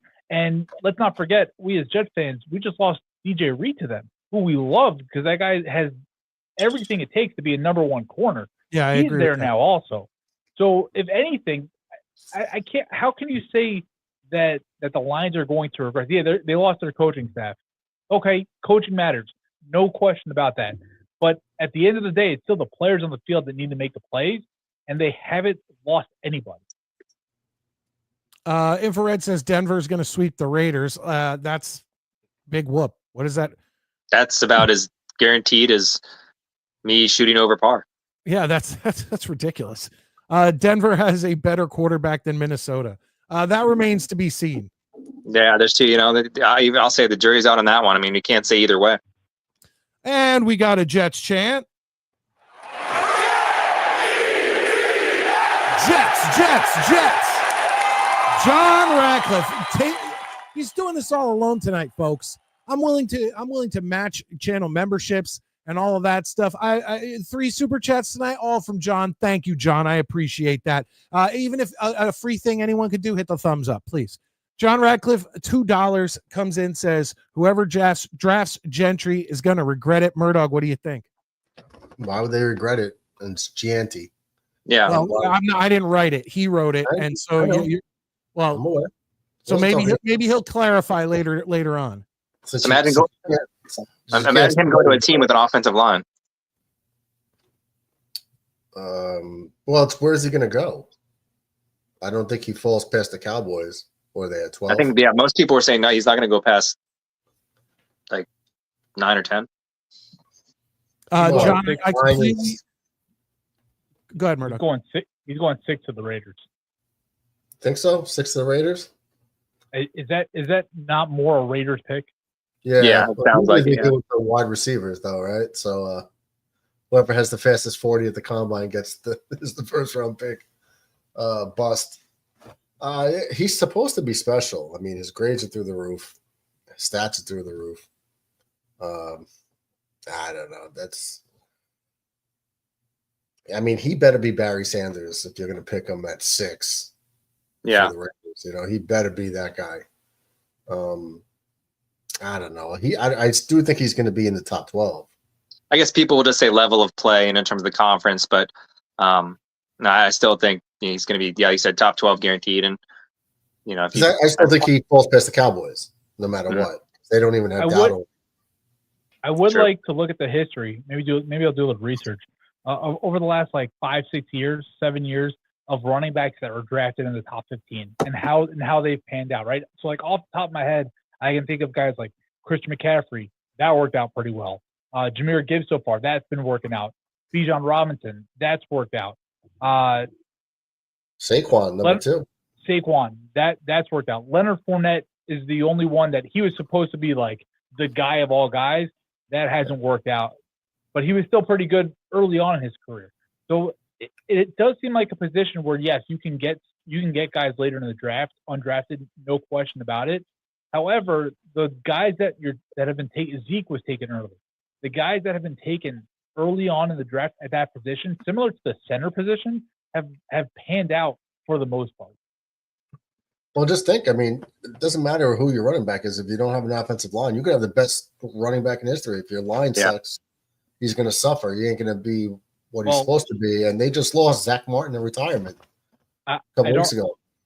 I'd argue with that, though, that the Giants had a terrible offensive line throughout Saquon's career there, and he was able to. Now, of course, once he went to Philly, he took everything to an absolute crazy new level, but he was still an absolute guy with the Giants with no offensive line. I think he had a good rookie year and a good last year, right? Everything in the middle, I don't think was too hot. I don't. I'd have to look at the numbers, but I think it's an interesting conversation as that all those guys where they were drafted and the hype around them, because and I see and I understand that he didn't play up to the competition that some of these other guys did. I understand that, but there's a reason that these guys get drafted that high. Like, we're all idiots. Like, none of us actually know anything at the end of the day. But these guys that are in these positions, they're drafting these guys at those spots, and they have their reasoning why they do so. Like, they see these guys. Hell, Carson Wentz was a borderline MVP candidate before he tore his ACL the year that they won the Super Bowl without him. But he was a borderline MVP candidate. He was really good until that point. Everything after that kind of went to dog shit. But he was really good up until then. He went to North Dakota State. He didn't play anybody. So they're this whole moniker of, well, they didn't play any competition in college, so therefore it's not going to translate to the NFL. Do we know why they didn't go to Bama? Do we? For all we know, Genty grew up in Idaho. His father went to Boise State, and it was always his lifelong dream to go there. Like, we don't. Maybe that was the first offer he got, and he wanted to be a loyal player. Like, we don't know any of these things. Say that there's no competition, and therefore they're not going to be any good. That's ludicrous. Man, to your point, I mean, look at Josh Allen. Josh Allen went to Wyoming. Yeah. Well, he sucked because he went to Wyoming. Real quick, we got a super chat. Let's hit that Jets chant.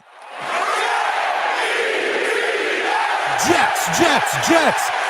Valerie, the first lady, comes in, not only a channel member, but sends in $2, says fun show tonight.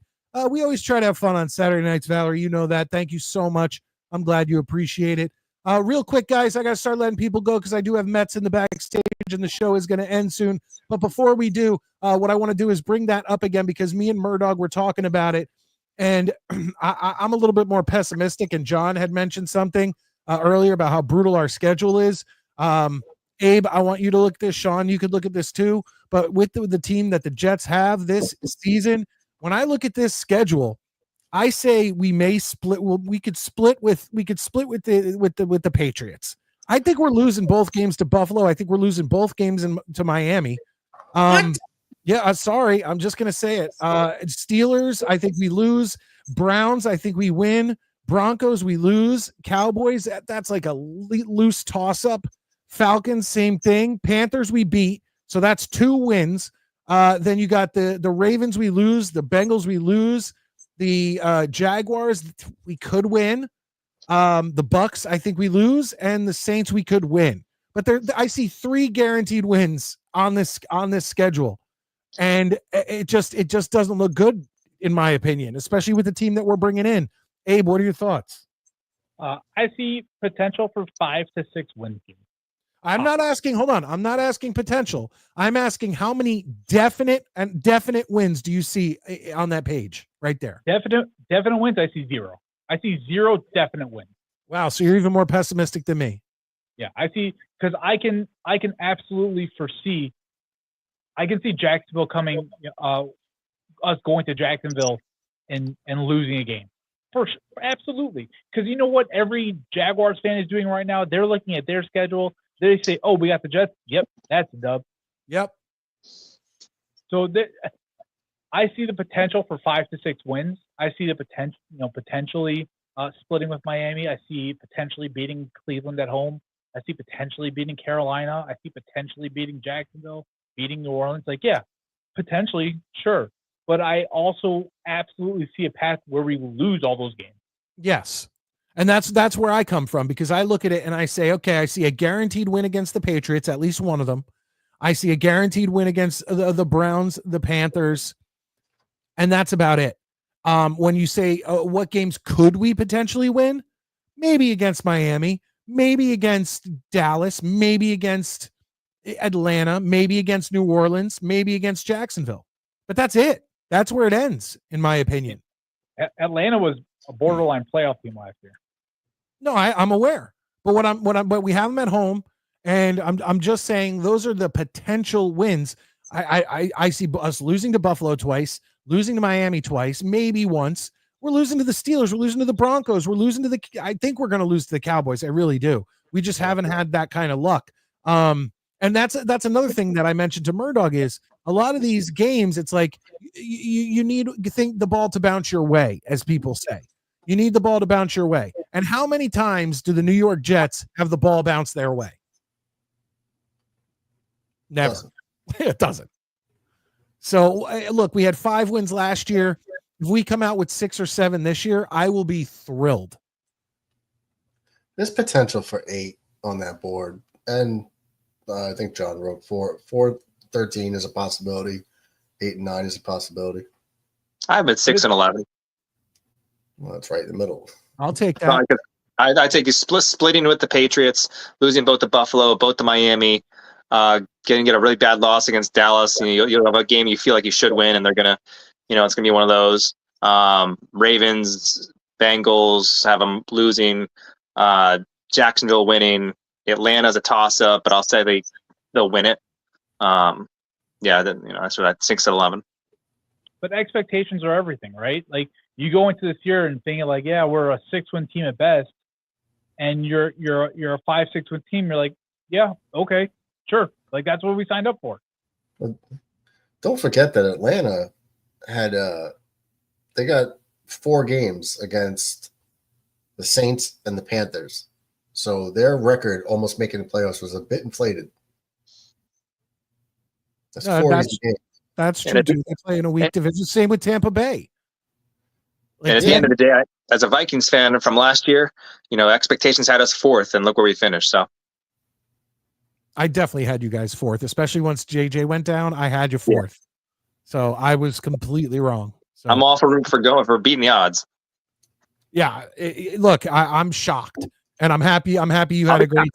I'm happy you had a great season, and I'm a little upset at how bad it ended. And if they don't end up 6 and 11, I'm happy for you guys. It's I don't wish them to have 6 wins.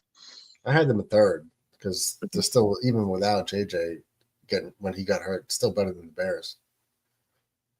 All right. Well, let me. We've gotten to almost 11:15, and everyone knows 11:15. Mike is usually how it works. I want to get to Mets. So, Sean, thank you for calling in. Hopefully, we'll see you soon. Don't be a stranger.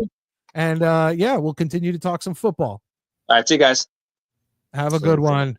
And Abe, thank you very much. I appreciate it. You put a good showing in. Did be the first ever tie in Midnight Mike Show trivia. Out of 15 questions, you and Murdog got 10 right. That's pretty damn good. I'm printing off my certificate, and it's going on the fridge. You still lost, though.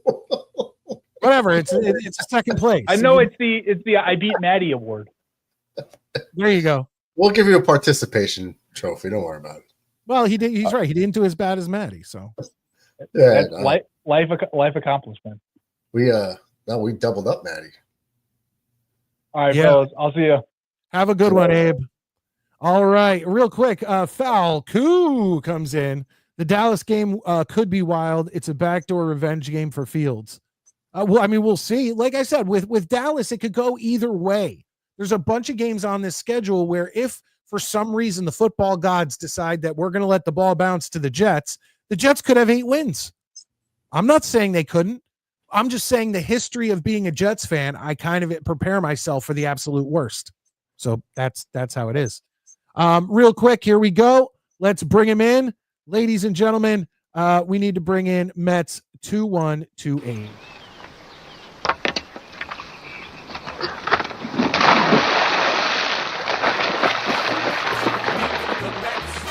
Meet the Mets. Step right up and greet the Mets. Bring your kiddies, bring your wife. Guaranteed to have the time of your life because the Mets are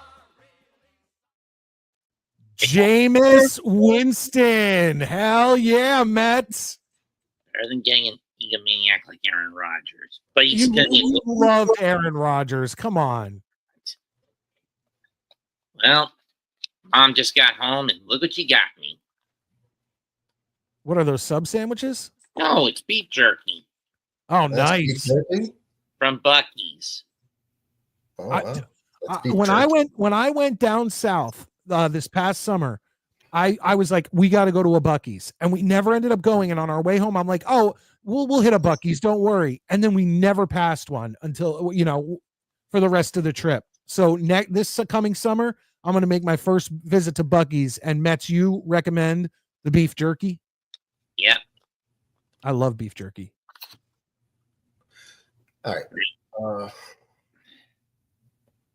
was going to answer something for Red in the chat. All right, let me get over there. Let's see what Infrared's saying. Has Fields ever played a full season? I don't think so. No. Well, I mean, we don't know what he would have or could have played last season because they benched him at 4-2. It's the couple of comments up. He's saying we should have never gotten Fields. I can't agree with that. First of all, Fields was the best available quarterback this year. Granny was pretty like garbage in Chicago, and then they just kicked him aside in Pittsburgh. Look at the team he had in Chicago. Yeah. I mean, no, I disagree. Also, I'm Infrared. I think for the New York Jets and what we're planning on doing this year, Fields was the best possible option available. Yeah. So, absolutely best available option, but you got to look at what they did. It's only a 2-year deal. No long-term guarantees, no void years, no dead cap hits. And if he pans out to be like, wow, he's getting better, like maybe give him a year or two extension. Then that'll be great if that's the case. But if it works out, we could re-sign him to be the quarterback moving forward. If it doesn't, we're not tied to him forever. It's not like this big, huge investment. Well, here's another thing. Infrared comes in here and says Fields was 4-2. So was Zach Wilson. How many touchdowns did Zach Wilson have in that 4-2? And how many did Justin Fields have?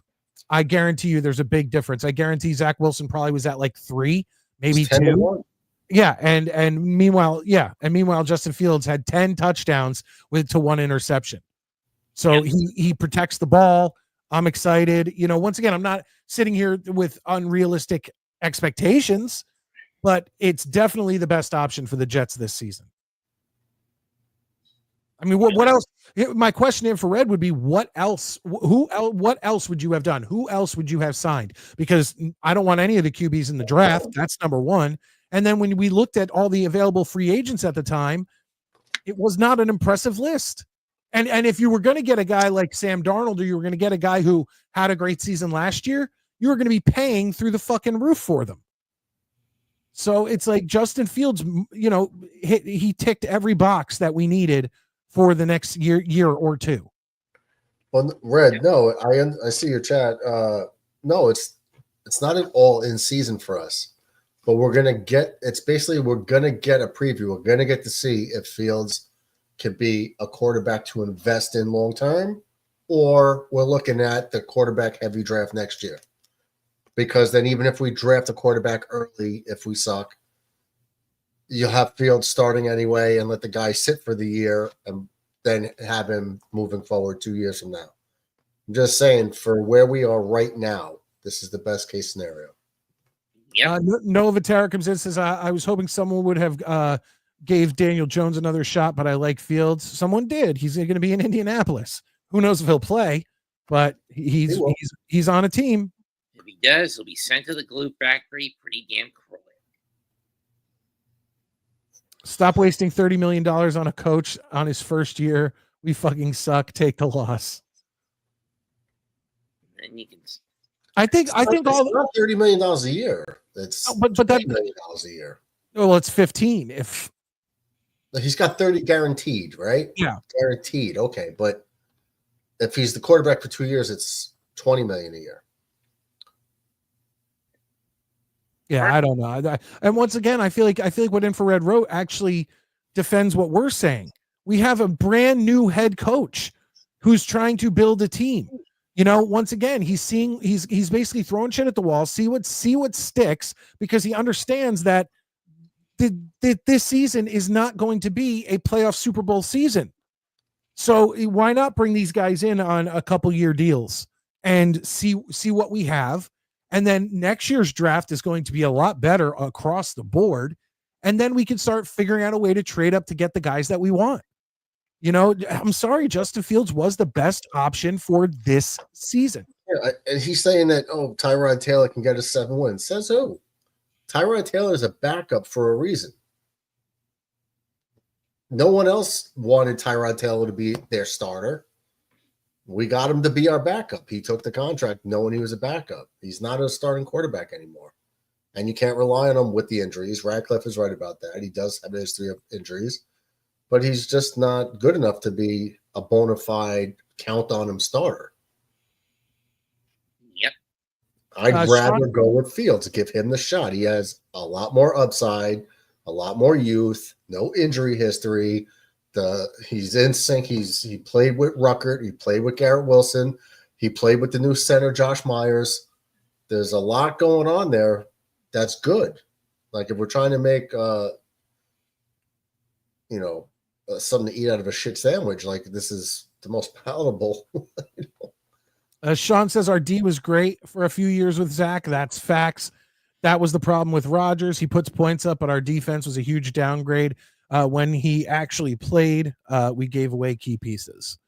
Yeah, well, once again, that's this year. The problem is I felt like our defense was on point. Okay. He's going to go put that beef jerky right next to his bed, get ready to just munch all night. He's talking to us. We can't hear him. Munching? No. Right in the poop chute. Quick screenshot. Hold on. Quick. Let's screenshot. Got it. We already got it. Oh, we got it? Yeah. Okay. So that we can like 6 weeks ago.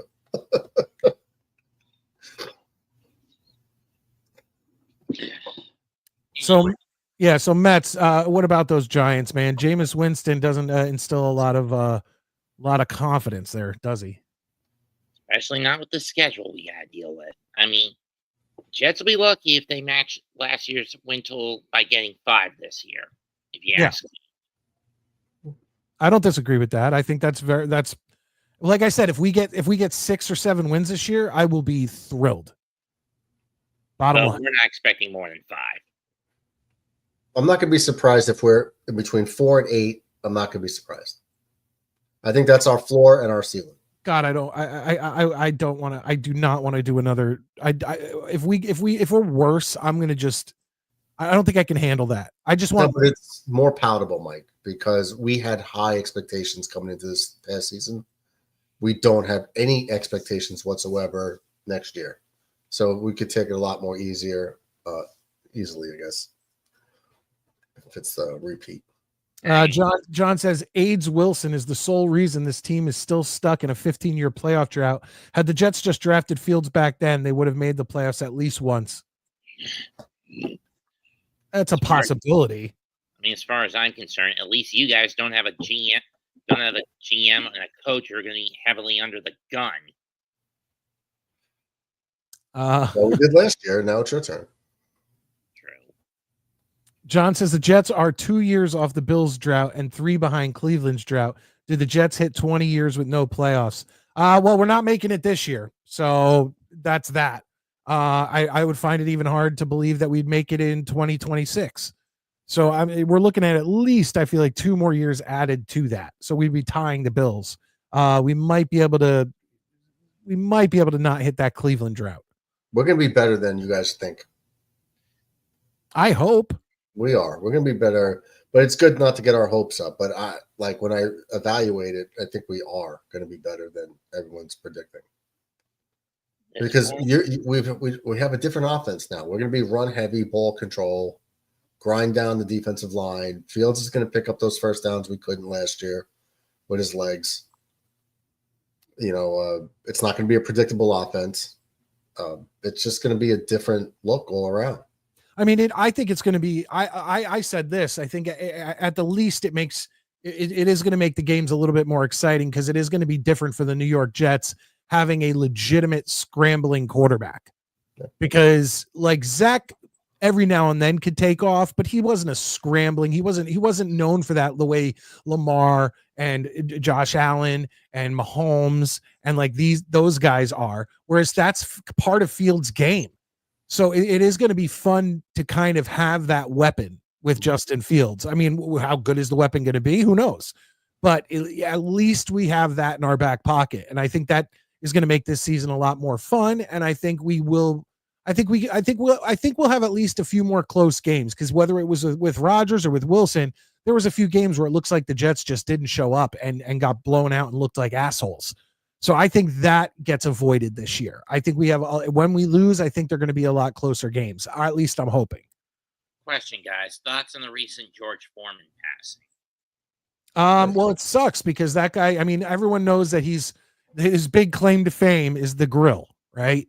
I don't know what else he did, but I know that he made an outstanding grill that there's fat dripped off into the fat tree. He was in the 70s. He was the fucking Terminator in the boxing ring. Who? What are you talking about, Murdoch? George Foreman? Yeah, he was never a boxer. What are you talking about?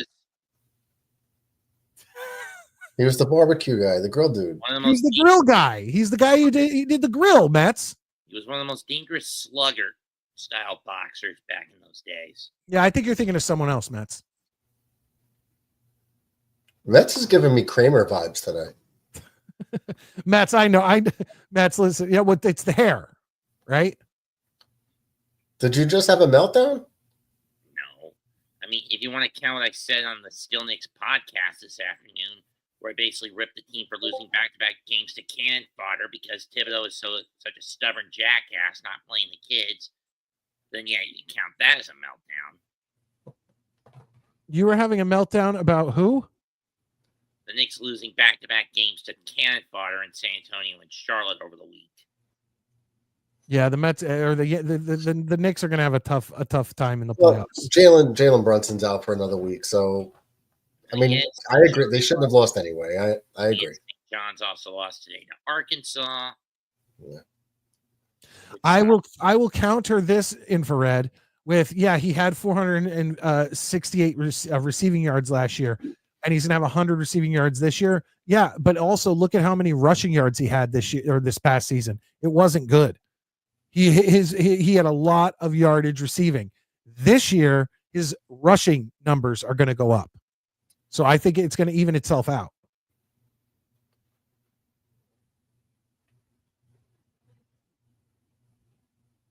And Sean says, I got one of those grills. Great for panini sandwiches. I never owned a George Foreman grill, and I feel like I should. I feel like they're probably very because they seem really easy to clean. I had a couple. Yeah. Yeah. And they cook from both sides, right? Yeah. It's like a panini press, but bigger. Yeah. It sears with the grill marks, both sides. You just kind of close the lid on it, and it's pushing on from both sides. I just remember the kick-ass infomercials. I mean, they're no Ron Popeil, but they were still great. A great infomercial. You remember Ron Popeil, right? I do. The automatic pasta maker.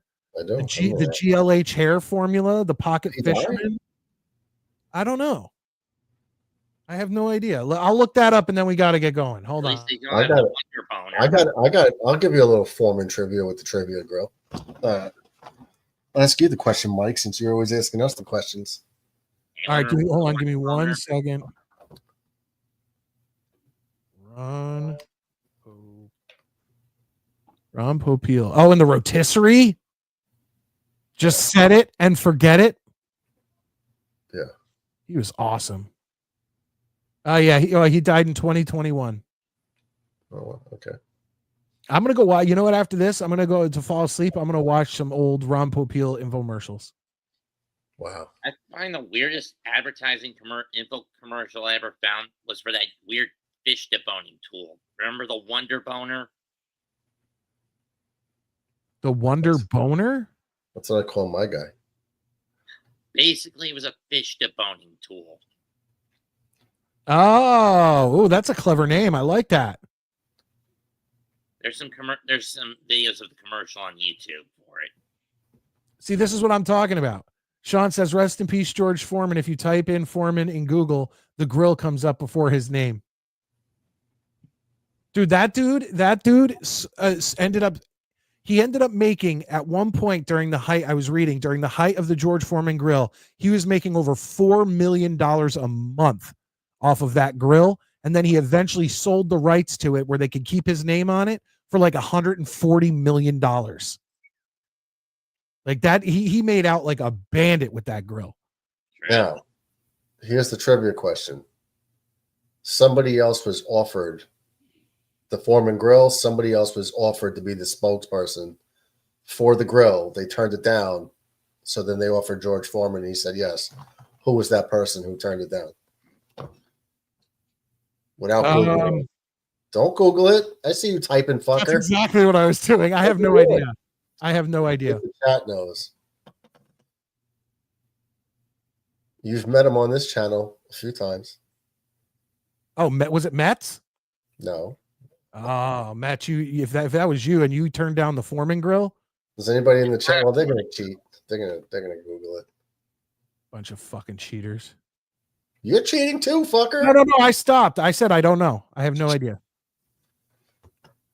Originally. Oh, yeah, there we go. Duke says Tyson.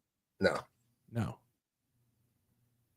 Tyson wouldn't have been able to do an infomercial with his lisp and everything. You wouldn't have understood a word he said.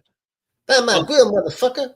And I love Tyson, by the way. And the closest thing we found was that brisk iced tea parody commercial on Mad. That was funny though. My grill is ridiculous. The searing's impregnable. That's brisk, baby. And then he bites Holyfield's head off. No, it's not Holyfield. No, I was referencing the. No. John guessed Holyfield. Is it a boxer? It is not. Oh, see, yeah, that okay. How about Larry Zonka? Nope. I was just watching American Gladiators. That's why I guess. I'll give you a hint. Celebrity. Of course. Still a celebrity. Not Bill Romanowski. Nope. A celebrity, still a celebrity. Who would have been alive in the late 90s when the Foreman grill came out. Yep. Is it a sports person? You mean like baseball, basketball, football, sports? No, just are they a sports star in any sport? No. So it's like, is it a politician or an actor? No. If you said both, I would have said Ronald Reagan. That's a Jack. No. No, that was John Rack. That was what John was guessing. Hollywood Hulk Hogan. It was Hulk Hogan. Really? Yeah. Oh, because DB wrote Hollywood, and I just immediately think Hollywood Hulk Hogan. No, Hogan turned that shit down? Hogan did. Oh, what a dick. Well, let me tell you something, brother. And I'm wearing this fucking shirt right now. Oh, yeah, look at that. No, he was too It's busy. a bad move, dude. I should have been the spokesman, brother. No, Hogan was too busy with Pasta Mania in the Mall of America. I could have been the Macho Man. Oh, wait, he was being used for Slim Jims. Yeah. Oh, yeah. Yo, Hogan's got to be fucking kicking himself for that shit. Man. Yeah. Remember when I found out, he was just like, turned it down. he thought it was going to be like embarrassing, like do poorly, you know. But Pasta Mania was not embarrassing. Can we be real for a second? Thunder in Paradise was not embarrassing. Mr. Nanny was not embarrassing. Mr. Nanny's awesome. High Noon and Mega Mountain was not embarrassing. Okay, that one is embarrassing. No, yeah, Hosanna with muscles. A cameo in Muppets in Space from Muppets in Space. Well, I mean, the Muppets are the Muppets, man. They're timeless. That's like judging him for being in Gremlins 2. That makes sense. Do Gremlins 2. That's awesome. Or doing the voice of the machine at the end of Romeo and Juliet. Ugh. I don't know that one. You actually got me on that one, Mets. It's a CG film from 2011. It's basically a gnome themed parody of Romeo and Juliet. As in lawn gnomes. It literally sounds like there is a fighter jet outside.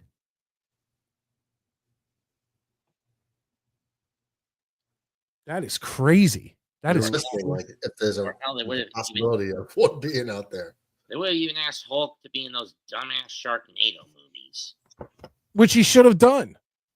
Everyone's done a Sharknado movie. Those things have more cameos than whenever I've watched those. I'm like, oh my god, look at it! It's so many famous people. Kid I grew up with in Little League was in the first Sharknado movie. Oh, really? They get wrestlers. They get retired Ninja Turtles.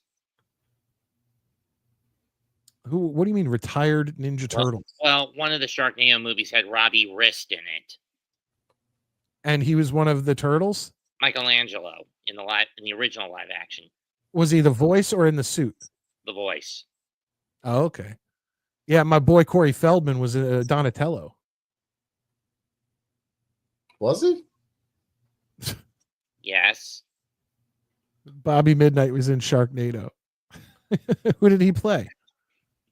Oh no, I think I have that clip. I totally have that clip. Let me see here. There it is.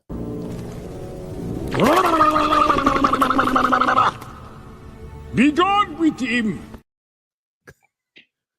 Seriously, Boss Nass. No, that was Bobby Midnight. I don't know who Boss Nass is. All right, we got to call tonight, guys. I worked a 10-hour shift. I'm fucking tired. Mets, thank you so much for joining us. Hopefully we'll see you on Tuesday night, or are you going to be live with like ROH? It's NXT. Oh, there you go. I knew it was one of them. ROH is an AEW affiliate now. I don't bother with it. Oh, okay. So Mets is going to be doing House of Glory on Tuesday. NXT. Sorry, my fault.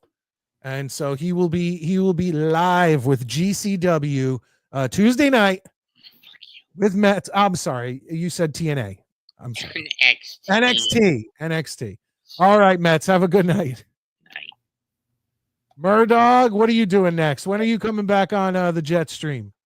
Well, I'm gonna have to do a draft soon. I was waiting to hear back from our buddy. The message I'm still waiting to hear back. I was even gonna think about doing one tonight, but I probably won't do one tonight. John, what 3 movies were you in? And are you bullshitting?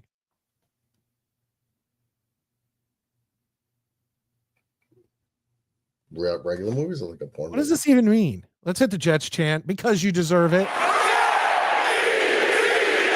Jets. Scott Foster coming in with 199. So closer. Don't know what that means. But it is what it is. Night Mike, night Murdog. Sean, thank you for coming in. Please make sure you hit that thumbs up before you head out. So close. Still don't know. House of Glory is a great indie promotion out of New York. I've worked them. I know. I see. That's the thing. I know a lot about wrestling. I just don't watch it anymore, but it is what it is. Oh, John Radcliffe comes in, says he was in Black Wake Sea Zombies, Blood Circus, space, House Rules, and Dancers on the Dark Side. Seems like a bunch of indie horror films. You could have just written it, Scott, but I appreciate it. You get the Jets chant. Jets. It means I suck at typing or texting. I always hit the like on the way in. Thank you, Sean. I appreciate that. Guys, remember, this Tuesday night, for those of you guys who are still here, this Tuesday night, Maddie, Murdoch, and myself are going to be continuing our all-time New York Jets draft. And if you missed it, last Tuesday night, we drafted running backs, and these were our running backs. I had Boozer, Johnny Hector, Green, and Bilal Powell. Maddie drafted first, had Curtis Martin, Matt Snell, John Riggins, and Adrian Morrell. And Dog won with Freeman McNeil, Thomas Jones, Mathis, and Anderson. Now, I checked it. I thought I was taking third. I seriously thought I was taking third. I came back in the end, tied Maddie at 21% apiece. So we both got the 2 points. So right now, it is a close race in overall points. I think it's 1 point. Maddie, I think, is beating me and Murdog by. But this Tuesday night, we draft all-time Jets wide receivers. You guys should have had a runoff, just like we did with the trivia. Someone has to go first, second, third. You guys both get credit for the second place. That's going to bite me in the ass in the end somehow. Well, it is. Like that's how it is. We never came up with a contingent. I never thought that you'd get a tie in percentages of like 20 or 30 people voting. That's true. Yeah, it's odd, but it happened. It happened. So you just give us the second place points. And if it happens again, it may benefit you next time. It may benefit Maddie another time. Oh God, here we go. So close to midnight. What do you guys want us to talk about? I'm literally, I have been delirious. Last night I got 4 hours of fucking sleep, then woke up. Yeah, me too. Yeah, I woke up at like 5 or something, got into work, did 10 hours of work all by myself, just whatever, got home, had an outstanding meatloaf mashed potato dinner. It's like one of my favorite dinners, and my wife makes an outstanding fucking meatloaf. And then her and the girls were making fresh bread today, so I came home to fresh bread, which was really nice. And all of that, what does mashed potatoes and meat do to you, Murdog, especially when you've been working for 10 hours? Put you to sleep. Hell yeah, it puts you to sleep. And so I'm on the couch like, Then I put on American Gladiators for the girls. They loved it. I put that on to try to, keep me in, the Eliminator and Atmosphere and Breakthrough and Conquer and Assault. Hell yeah. And then I come in here and I do almost 3 hours with you guys. Guys.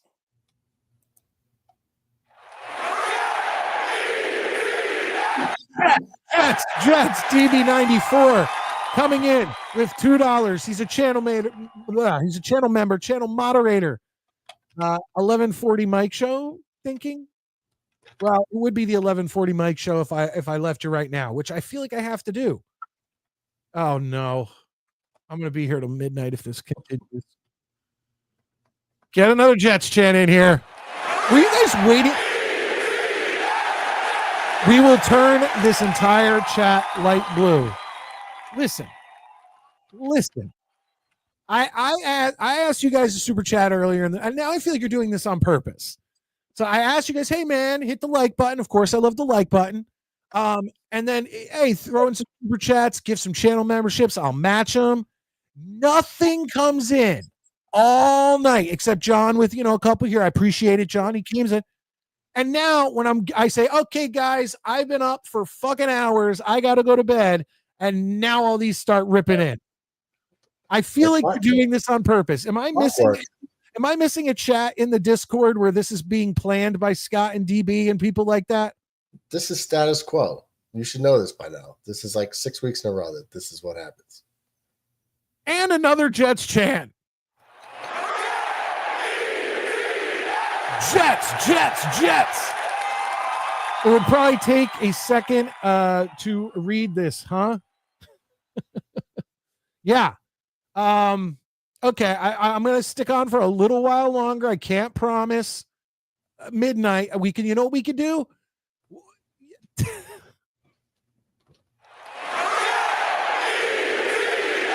Jets. DB94 with another $2. 1141. What I was.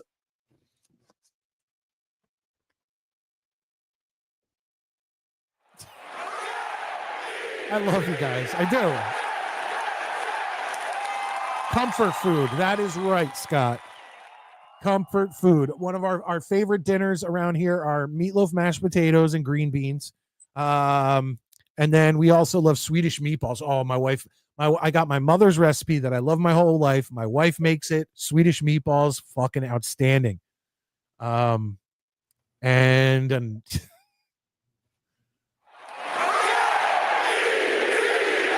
Jets.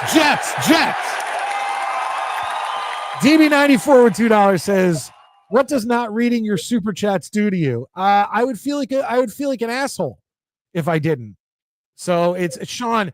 They do this to me. Like they pick like two or three nights a month, and they wait for me to start ending out the show, doing my thing, and then all of a sudden this happens.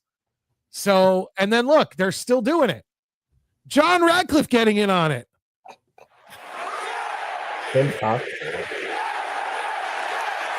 I worked with Christy, Carlos, Ramono, Kim Possible, the voice of Kim Possible, I assume, because Kim Possible was a animated figure, as far as I know.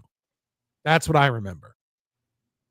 Everyone, throw in your favorite. Now, some of you might be too young for this. Throw in your favorite American Gladiator. Who is yours, Murdog? I'd have to. There was one. I liked Nitro and Gemini. Dude, that's gay. I was thinking of the women. Well, I mean, if you want to go women, the problem is I'm not fully attracted to muscle women. Apparently, you're attracted to Nitro.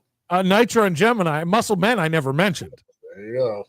No wonder why you have me as a co-host. Now it all fucking makes sense. Scott Foster, thank you so much. I appreciate it. Jets. That meal makes a good morning constitutional. You're going to have to super chat again if that was a typo. You don't have to super chat again. $1.99. Thank you, Scott. What? Did you watch the Netflix special on the American Gladiators? Yes, I did. Okay. And how they got paid like nothing? Yeah, they got paid nothing, but they partied all the time. They were banging each other. You brothers in the chat kick fucking ass. They do. And like I said, it happens like 3 times a month. And they start pulling this. And they always pick the nights where they know. I feel like they know. I feel like I have to stop saying when I've worked a 12 or 10 hour overtime shift. Because I feel like they take those nights and they go, all right, we're doing it to Mike. Tonight's the night. Let's do it. That's what ends up happening.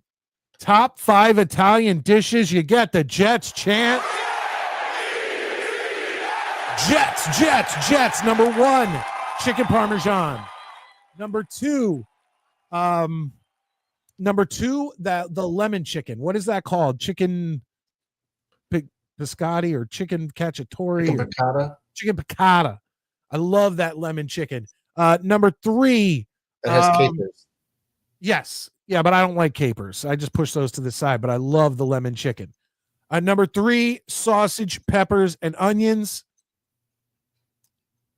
Number 4, pizza, a good Jersey pizza. Number 5, and spaghetti goes with all these. So just keep that in mind. God, there's so many. I love a good baked ziti. I love a good lasagna with sausage in it. Damn, that's more than 5, but there you go, DB. Scott gets the Jets chant. Jets. Scott Foster. I'm starting to lose my voice. $1.99. Is your cocktail glass empty? No, it is not. I got like 2 more sips. So there you go. There's one. All right, Scott. Thank you. Thank you for reminding me. And motherfucker. I think gold was my favorite. You like gold? Yeah. This is the prettiest one. I thought you were a Blaze guy.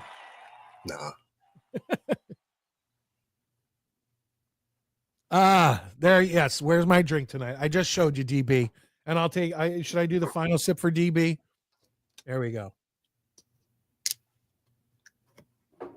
Actually, I have that tonight. What kind of spring water is that? From the supermarket. Oh, okay, it looks like the school the school has their own branded spring water, and it looks like that.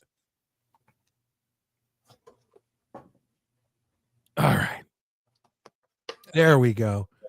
Sean says Laser, yeah, Laser, badass. The dude who played Jackson, I think that's Gemini. No, Gemini was the old man, the balding one. He was an original too.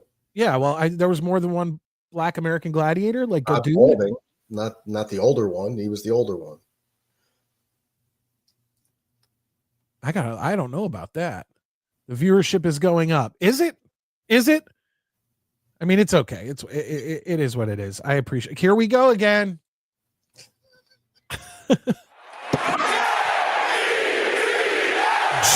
Jets, guys. I don't think I can do Jets chants anymore. Mike wouldn't abandon viewers and their super chats. No, I won't. I guess that's a problem with me here on the Midnight Mike show. I guess I should just eventually learn how to go, fuck it. But I can't do that. And another from John Radcliffe, $2. Murdoch, this one's for you, man. Greek or Italian women? Oof. They're like one and the same, really. They are very similar. The Greeks yeah, and the well, Italians. Yeah. I in my history, it's what do you think? Based on my history. Not that this is indicative of choice. I think you like German women. I'm trying to keep you safe, Murdoch. I know. Yeah, it's only one specific. No, I mean, for me, I would probably take an Italian woman, but the problem is that with Italian women, it's like I feel like there's like two ends of the spectrum. So either like there's some Italian women who are like just ridiculously attractive, and then there's the ones who end up in like muumuus who are hairy and they're chasing you with like a slipper and beating you with it. So like the mustache. So it really depends on what Italian woman. What about that? What's that girl? Alexandra Daddario. Daddario. She's very attractive, and that sounds like an Italian name. Isn't it crazy that I don't think so? No, doesn't do it for me. How does she not do it for you? She just doesn't. I've tried. She just doesn't. I've tried. I've really tried. I got the Vaseline. Like I got the paper towels, and she just didn't do it for me. So you're a big fan of her? Yeah, I think she's very attractive. I'm gonna give you a movie. Well, who are you picking? It's a super chat. Do you want a Greek woman or an Italian woman? I think they're one and the same. They're both from Mediterranean. It's really but you know what's crazy? The Greeks can't make a pizza. Anytime I go to a pizzeria, I can tell right away if Greeks own it. And every time I'm like, what the fuck are you trying to pull with this pizza? And morning constitution. Oh, no. None of those foods make me shit in the morning. No. But you get the Jets chant. Jets. Give us a Jets topic. Okay. So there's a movie called The Layover. And the end of that movie, you will be thrilled. Actually, throughout the whole movie. No, because I've seen her naked before. Yeah, but she's getting drilled. Awesome. Here we are. This is what happens every time. Every time as the show approaches midnight, this is what ends up happening. Kate Upton's in that movie too. I used to love myself. Well, they're both in it. They're both in it. Wait, is Kate Upton drilling Alexandria Daddario? No, they get laid. They're layover going on vacation, and then there's like the attractive guy that's laid over with them, and they're both fighting for his affections. I didn't know Kate Upton was an actress. Well, she got into him. She got into the movie, but yeah, they were the stars, and Let's just say her squirty oyster got shucked. I will have to check it out. Her oyster catcher. See, I'm not the only gay one. Sean says Laser was my gladiator. There you go. Gotta say no Goodness, Diddy. you guys. And the Jets chant. Jets, Jets, Jets. DB94 is just telling us what time it is. 11:49. Back to the super chat, since I should probably answer it. I don't really have a preference with them, but if I had a choice, I might have to go Greek. I've had Italian. Doesn't always work out so well. But the Greeks, I mean, it's kind of like Irish girls, right? Like either they're smoking hot or they're, you know. Well, yeah, that's the thing. The redheaded Irish girls, they could either be just not amazing, they're not, or they could be a redheaded disaster. Well, they're more than just redheads. They're black hair, brown hair, blonde hair. Yeah, if I'm getting with some chick who's going to not be talking American and she's going to have some bullshit accent, then I want her to have the red hair if she's from Ireland. American's not a language, bro. It's English. American is the only language. Let's keep that clear. And yes, it is. And yes, it is a language because we spell color, neighbor, whatever, completely different than the English. And what's a loo? What's a lift? What's a I know it's bullshit. They talk all this stupid crap, but it's just a fucking toilet. It's a bathroom. You know what they call it in Australia? They have fucking accents too. What are they trying to pull? They speak English, but they call the bathroom a dunny. Oh yeah. Let's go hit the dunny. I speak American. And if I have to subtitle your television show because I don't understand what you're talking about, that's a problem. And I've had to do that with almost every English or Irish or whatever show I've ever watched. I don't need that bullshit. I do that too. Fill that glass up. You get the. I don't know if I did it. If I have to fill that glass up, I have to go all the way outside to my screened-in patio because that's where the bottle is. Why don't you just have the bottle next to you? Because I don't want to sit here and get wrecked, trashed. Just for convenience. It's there at all times. That's how you get wrecked and trashed. What if it's in like within arm's reach? They had a male and female laser? No, that's not right. We're checking that right now. We already know which one Mike would have preferred anyway. Yeah, the man. Hell yeah, he's all Diddy. All time. All Diddy, all time. Yeah, the dude pops up immediately. All right, all right, all right. That's my screensaver. What? Just the male gladiators? Oiled up and shit. One's giving you a wink. Oh, okay. So there was a girl laser, but she was in the UK version. So I didn't watch that. Once again, I'm American. Why the hell am I going to sit there and watch? What did they call it? British gladiators? British people aren't even tough. 1776. Remember that. Oh, guys. How long are you going to keep me on here? DB gets the Jets chant. I don't know if I can keep cheering. Jets, Jets, Jets. You could do 10 more minutes, right, Midnight Mike? I'm 2 minutes away, and I understand you sent that in at 11:50. Oh, there you go. Of the Greek and Italian women, you get the Jets chant. Who have the hairiest armpits? Porco.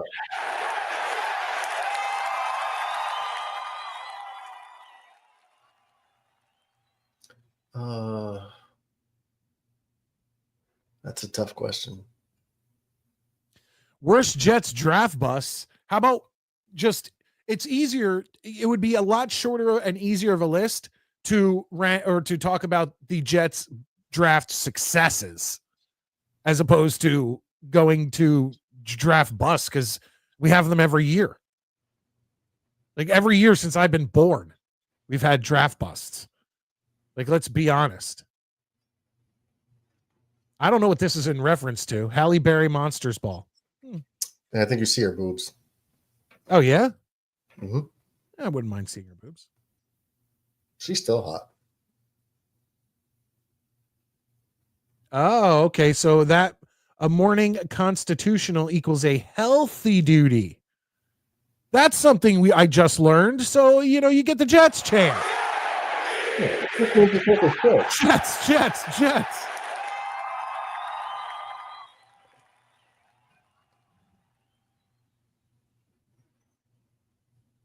Yeah, see, they know what I'm talking about. All the bullshit with the way that, like, British people talking British and Australian people talking Australian and all that crap. It's like, just speak American. It'll help us all out in the long run. We're going to make you all states anyway, so just... Mike could have grabbed a bottle of booze, and that in the time it took to look that up. No, it's actually I have to go out of the studio, down a hallway, through my living room, through my kitchen, through my dining room, outside, cross the lawn to my detached garage, which has a screened-in patio, and that's where it is. You know what I could do? I could go grab it, and in the meantime, I could put up this, but I don't want to put this up because I don't have the girl from Ipanema. Like, I would like to have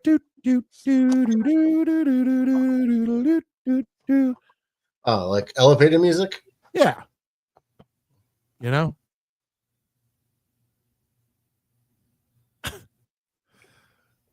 This is a random ass question.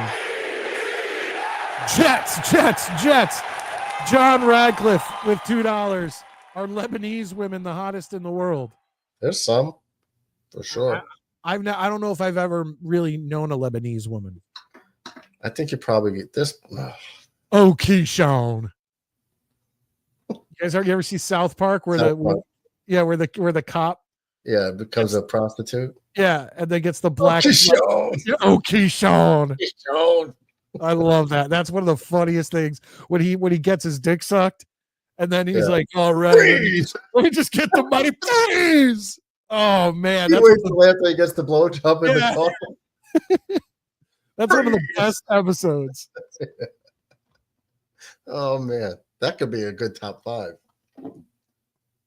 What, best South Park episodes? Yeah, I had them on my DVR. I had my favorites. Oh, you live in California. It's 9:00 there. However long you want to go, I'll stay. I can't. Then happy midnight, Mike. Hey, we made midnight. Here we go.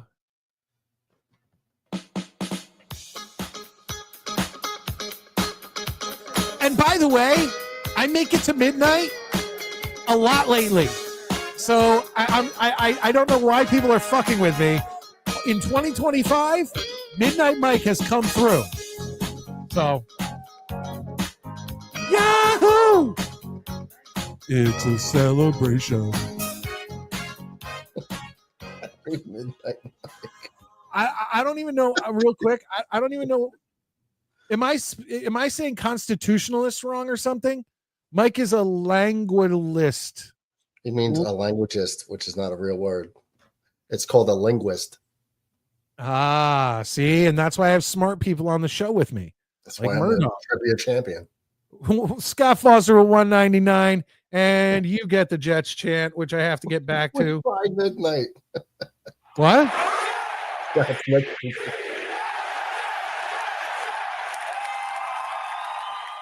Why are you guys are acting like I haven't gone to midnight like 5 times in 2025 already? Like, Jesus Christ.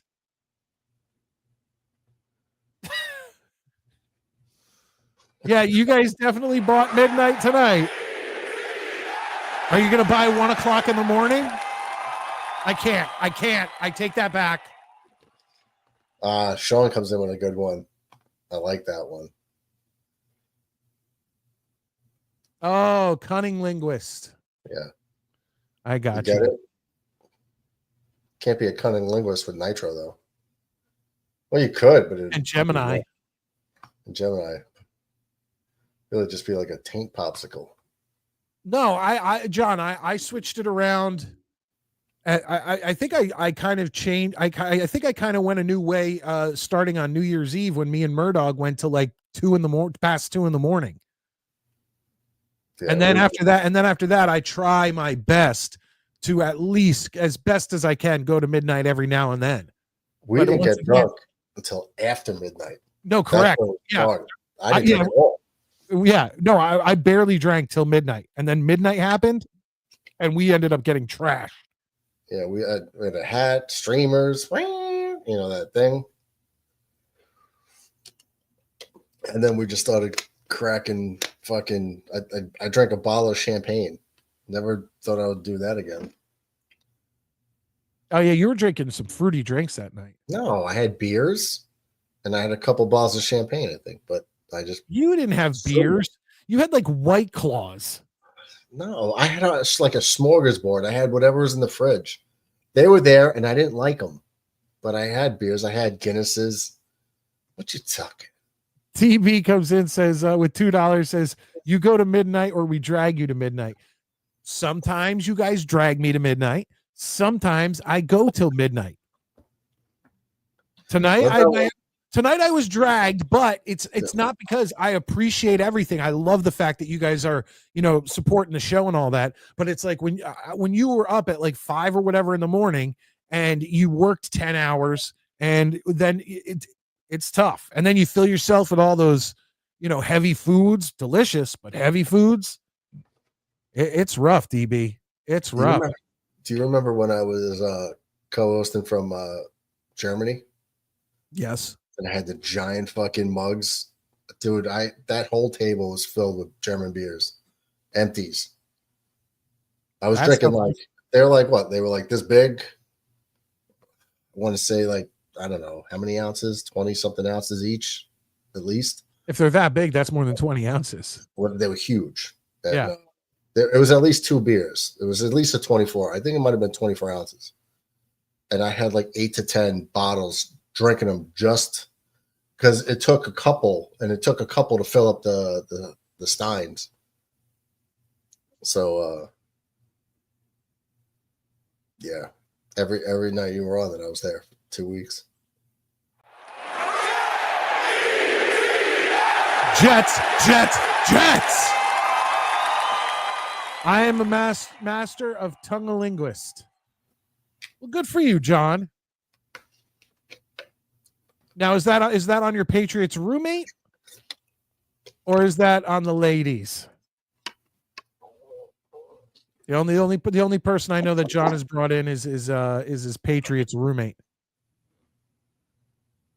No, you can't put gifts in the chat, but we do have personalized emojis. So, which I still have to change. I still have to get a Murdog in and get the Rogers one out and put the Murdog one in. Yeah, we did too. And you get the Jets chant. I can't keep chanting. I feel my voice shredding. I got hammered on New Year's Eve. Yes, me and Murdog did too. By the end of that show, I mean, I don't even know what we were talking about. Is that one for members only? I forget was that a Tuesday night? I believe so. Maybe I left it up because it was a special stream. Sometimes if it's like a very special stream, I leave it up. Let me look.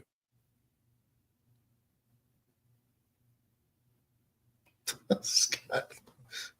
Is that true, Scott? Wow. I didn't have my.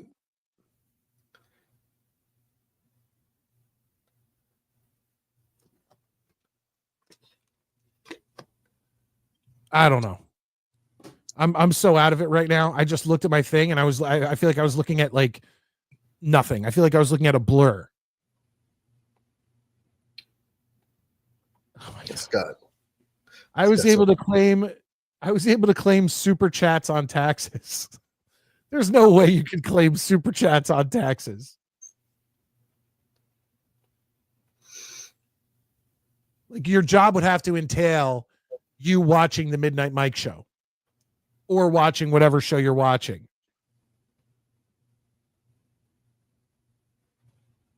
That's not true. People, charities are tax write-offs. Oh, is that it? I'm a charity case here? Yeah. I'm a fucking charity case? Actually, I don't mind that. I'll be a charity case. Okay, you know what? You want to get into it? Oh, we're going to be 1 a.m. Mike. You want to get into this shit? Here, you want to know the first time that I knew Boy Green was a fucking homo? Here we go. So let me show you what he did. I've had this on here for a while. I never wanted to bring it up because I said it to Murdoch and I said it to other people. He thinks he's bigger than he thinks he's something. He thinks he's fucking special. And then he comes on and he does this gimmick. Do it, Murdoch. Go dress up. You just ruined it. Well, fuck it. I don't care. Okay, don't dress up. My point being is that he comes on, he does these gimmicks, he acts like he's this fucking big time hot shot. He's a fucking Jets YouTuber.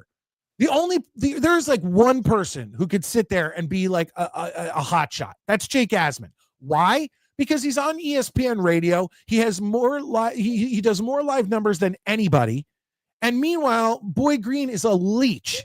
And he's a leech to guys like Jake Asman. Then he comes on and acts like he's big timing. About a year ago, it came out that he was sending dick pics to coworkers, right? And look, if this hurts my show, it hurts my fucking show. Whatever. If you love Boy Green and I'm out of line, then I'm fucking out of line. But my point is that he put this up, and this is what immediately made me go, who the fuck does this guy think he is?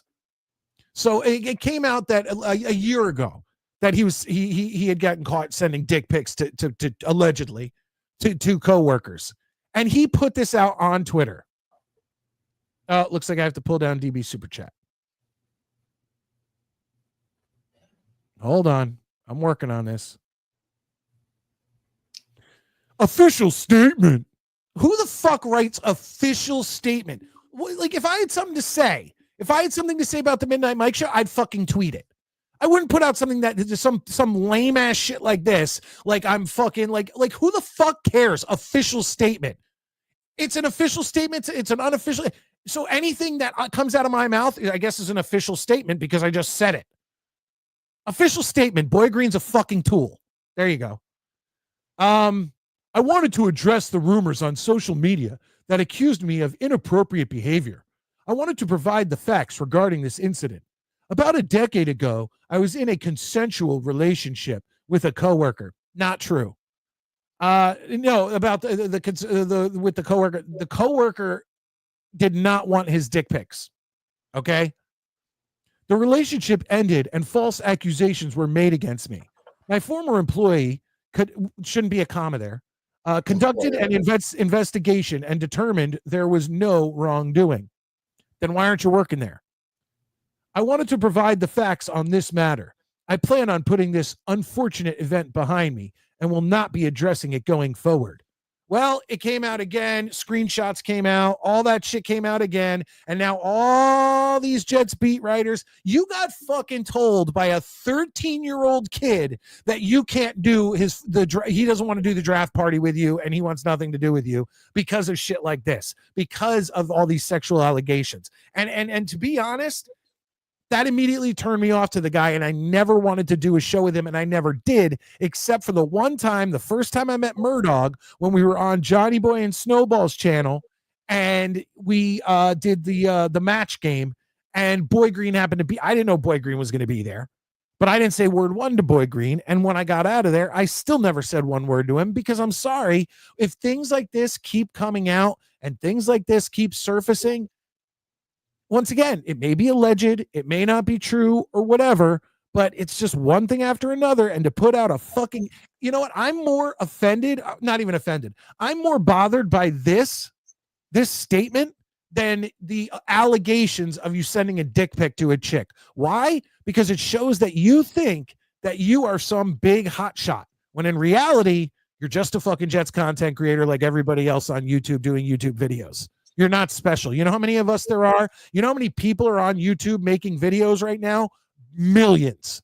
You're no different than any of us. You don't need to release an official statement like this was put out by your fucking secretary. PR team? Yeah, his PR team came forward to put this out. And now now it's gonna fuck it, whatever. I told Murdoch, I told you it was gonna happen eventually. I didn't I warn you? I've told you in private. I said eventually somebody's gonna say something and I'm gonna flip out, and I did. So on a few topics. That one was on the menu for tonight. Scott coming in. A Patriots fan must have an oyster. Yeah, maybe this should be the new Patriots hat.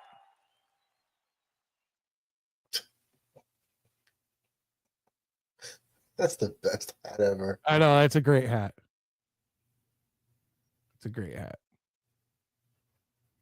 I'm sorry about that, folks. I did that late in the evening. I'm probably going to wake up tomorrow and regret that. Because once again, I don't like talking shit about people.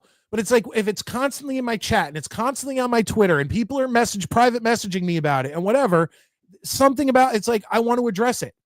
And like Maddie's always like the good angel on my shoulder who's like, dude, just don't say anything. And I'm like, you're right. There's no point. It's like, who cares if this guy's a numbskull, whatever. But it's I'm sorry, it got brought up again on the show, and it's part of New York Jets Twitter right now. And I'm sorry. It's just I have no respect for someone who does shit like that, who sends dick pics allegedly, and then writes official statements like you're in a fucking a corporate conglomerate company. Like, who do you think you are, Elon Musk? Like, come the fuck on with that. Okay, guys. I guess this is a donation. Oh shit, he's going in like that. Hold on. Oh, and then you guys got the penis stuff. Okay, yeah, penis, bunch of penises. Yeah, like. Hold on. I don't know if I can even bring this up here. When he showed you his pickle, he never showed me shit.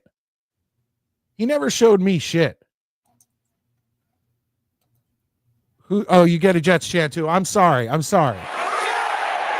Who's Green Boy? He sounds like a bitch. He kind of is. I'm sorry. He kind of is. Like, who the fuck? Like, could you imagine? Like, if someone said that I had an allegation against me, Murdoch, and was like, Midnight Mike sent his dick pic to whoever, I just wouldn't even care, or I'd be like, yeah, I did, and I'd laugh about it because I know it's not true. When you have to put out an official statement apologizing for something, that's like, I'm guilty. And I'm glad you guys enjoyed it. I have the one thing for it.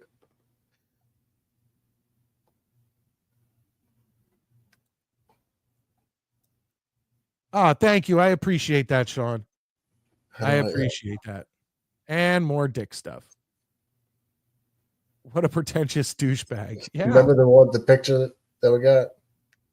Boy peen. Someone. No, I know. I never got I saw all the other screenshots with it blacked out, but I never saw like any official pics. Surprise! Here's my cock. There he is. Good old Boy Green doing his voices, playing his gimmick. Blame us for keeping you up past your bedtime. Yeah, I mean, look. Well, no, I don't blame you guys for keeping me up. I think it's awesome. I love the fact you guys donated. Oh my God. It really means a lot to me, but I do blame you guys for making me go off on my tirade, because I have told Maddie and Murdoch and DB privately, I'm sure all of them, that eventually somebody's going to write something. It's going to be late at night. I'm going to be fucking overly tired. I'm going to have a drink in me and I'm going to go off. And I kept telling him, it's going to happen eventually. It's going to happen eventually. Well, Murdog, you saw it happen. Well, I feel like you wanted to get that off your chest for a long time. I mean, kind of, but I'd spent over a year just not even just whatever. Because originally a year ago when I pulled that up, I was going to bring it up on the show and just be like, who the fuck does this guy think he is? And then I was like, you know what? It's not even worth it. I'm building this channel and whatever. But fuck it. I ain't building shit. YouTube has me fucking shadow banned. I'm not getting, show whatever. Fuck it at this point. Fuck it. Yeah. Why? I guess I could chime in on it, but instead, you're just going to sit there and be the good guy. And so when someone comes No, on and goes, hey, Murdoch, I heard you guys trashed Boy Green. And you're going to be like, dude, I was just, hold on. It'd be like this. Hold on.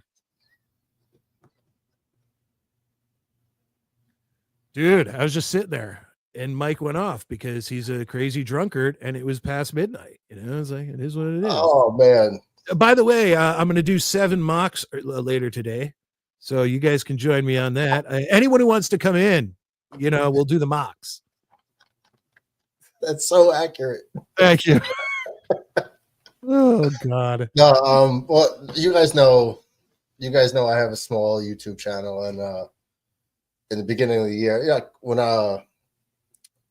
my work schedule allowed me to listen to sports in the morning podcast, so I listened to his show. I was part of his channel. I'd call in every now and then when I could. So a lot of the guys here I met on there too. And when I started my channel, I reached out to him, asked him for a little, assistance, like, hey, could you help out trying to grow it? And I guess I got big timed, so let's just say no help real was offered, so I did reach out to him though.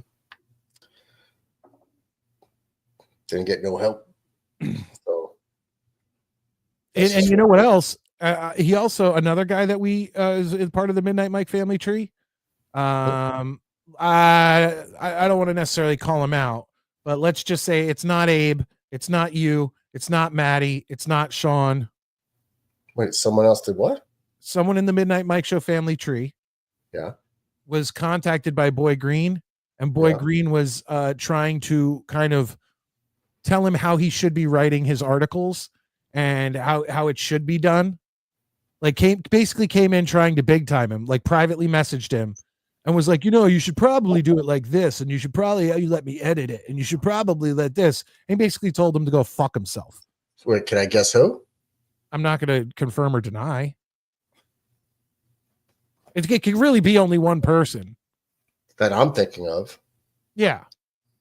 Mike said how he actually feels. How terrible. You get the Jets chant. Was there a recent fire? What? Is there a recent fire? Yes. Gotcha. But it happened it happened months ago. No, I don't know. Just to and he came to me and he was like, this dude's an asshole. And I was like, I know. And that's the thing. No, and DB, I understand. Look, you're right. I said how I feel, and I should have no problem saying how I feel.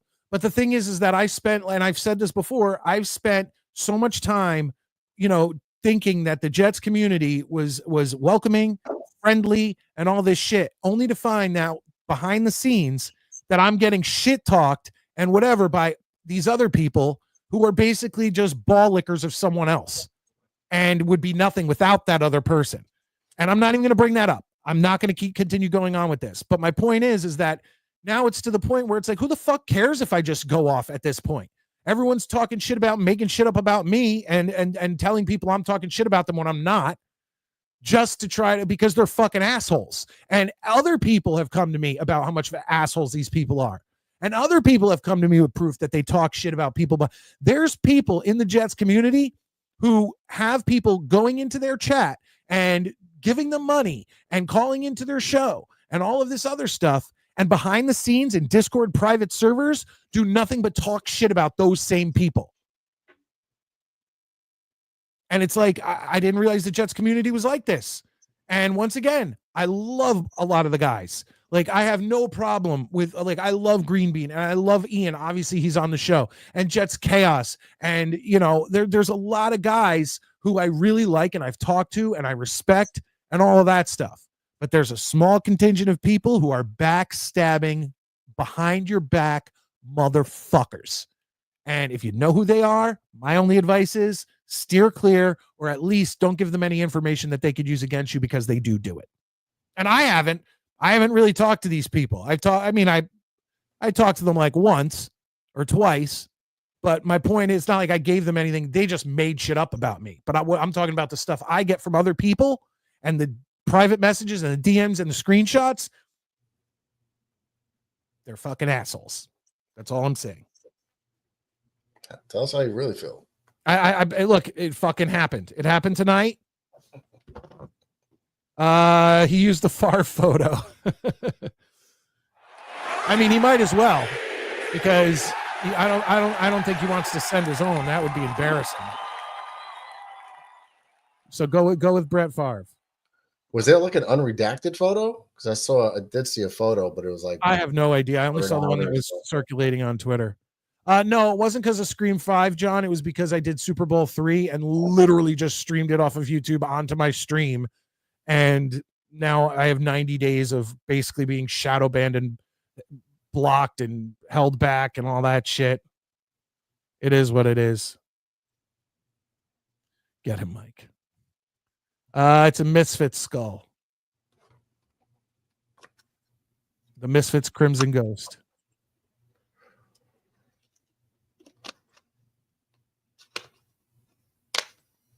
Boy Peen wants on your channel now, Murdog. oh yeah, I know Clancy's kidding. I got a small channel. I try to get people to come on, to help it grow, but little by little. DB comes in with $2. Squeaky clean Ned Flanders image is cringe. I agree with that, man. I agree. And but the thing is that, and this will probably be, hopefully this will be the last time I have to even say anything, because the people who I don't like in the Jets community, I have no interest in talking about. But I kept saying, if I get too tired, if I have a drink or whatever, and we get past midnight and all this shit, eventually someone's going to put something in the chat that triggers me, and I'm just going to fucking go off.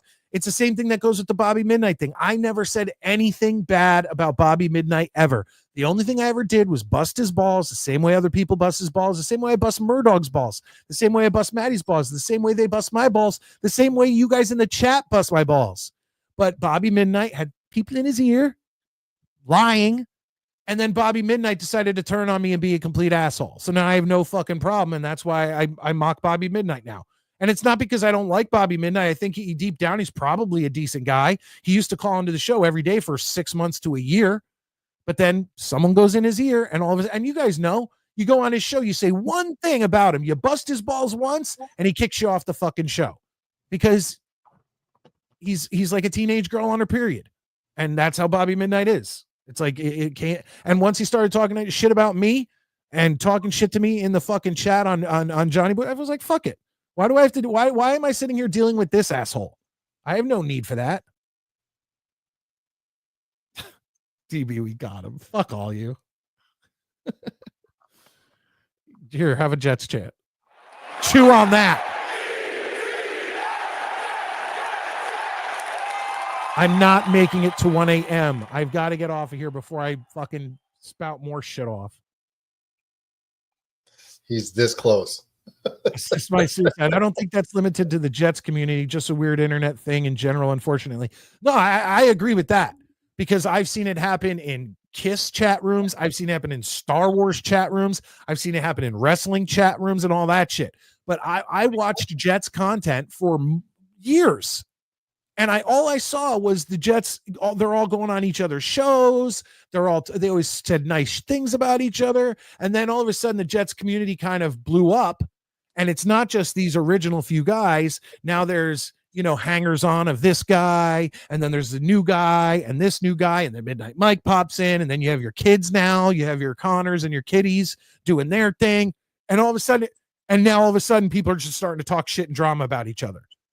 I have never once talked shit about anyone in the Jets community where where I would say it on this show or go behind someone's back. Like I never once went to Murdoch or Maddie or whatever and been like, you want to hear what Green Bean or not Green Bean, love Green Bean. You want to hear what Boy Green said about you?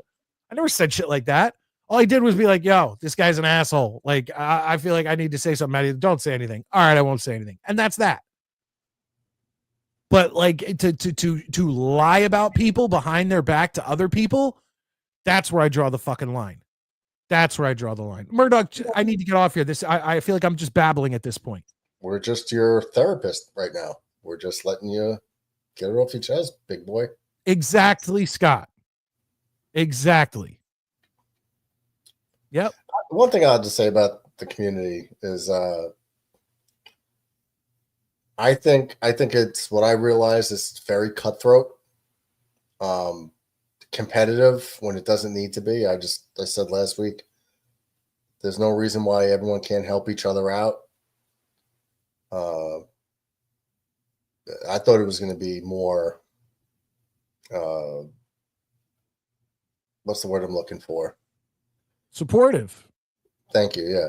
I mean, thought there'd be a lot more support. Yeah, even you, when you started your channel, you started it hopefully wanting like with what you thought was the support of other people.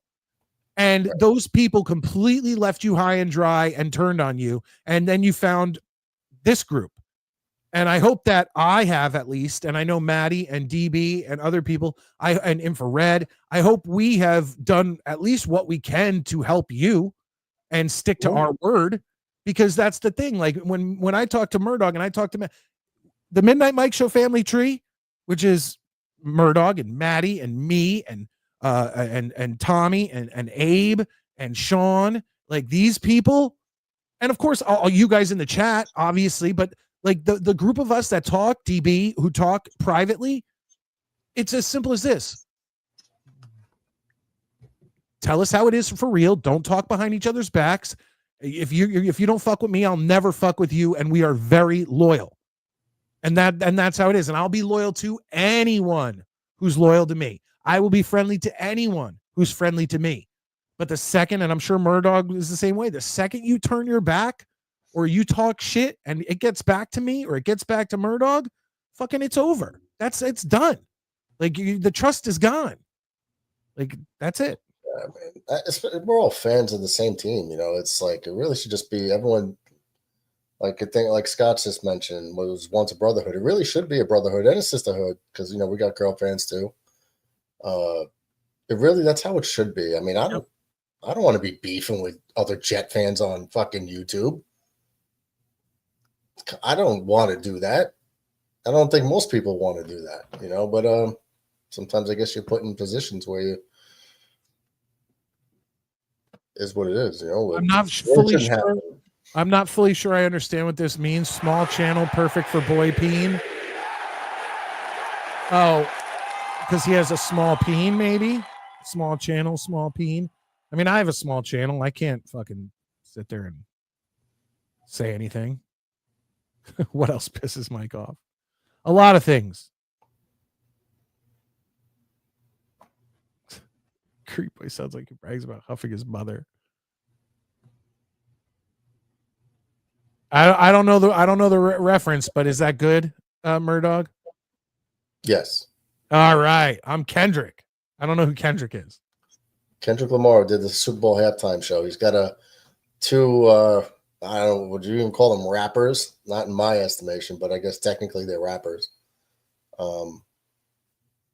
They have a very, very public beef where, remember the guy during the Super Bowl halftime show? Yeah. That's one of the guys. And I guess he doesn't like Drake. Right.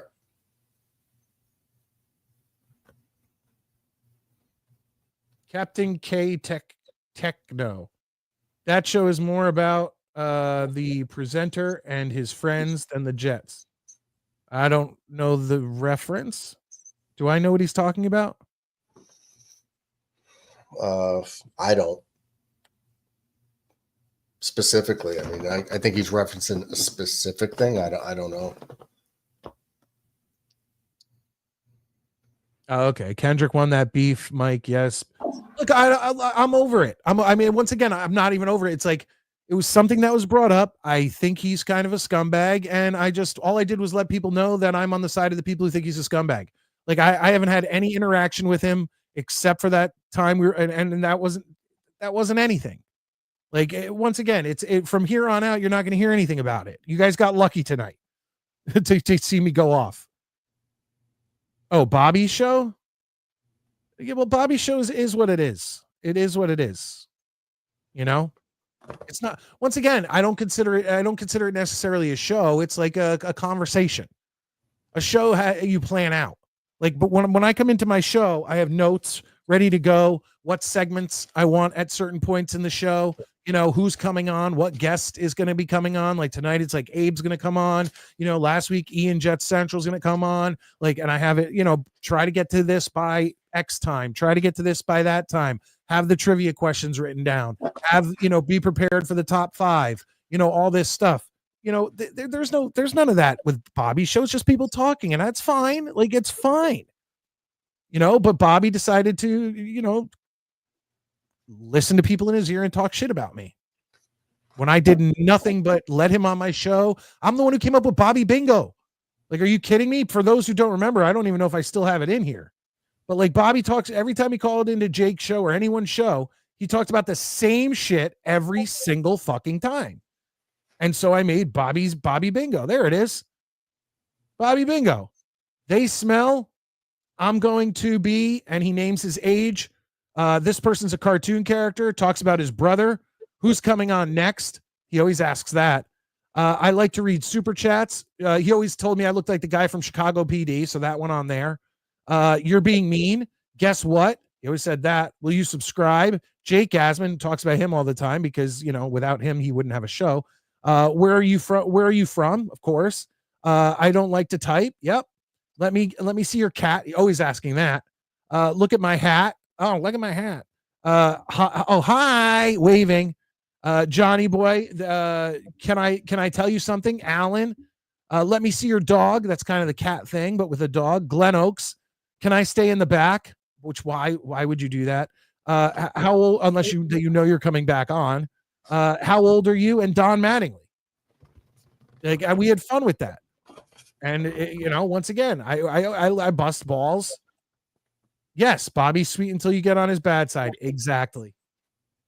Exactly. It is what it is. All right, Murdoch, before I get myself in any more trouble. You guys want the carnage? Super chat away.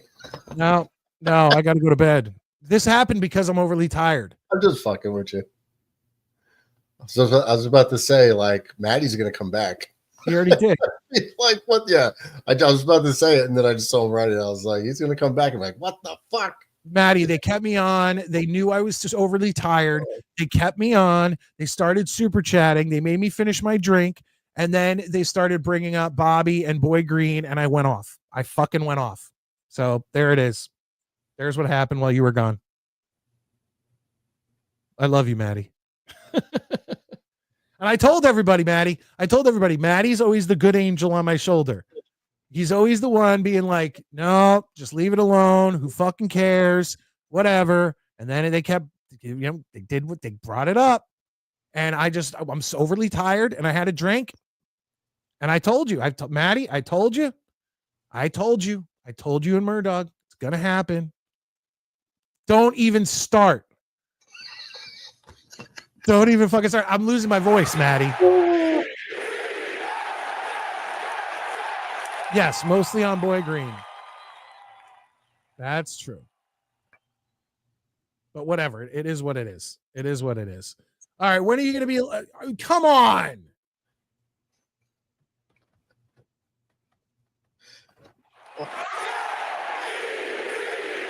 Jets.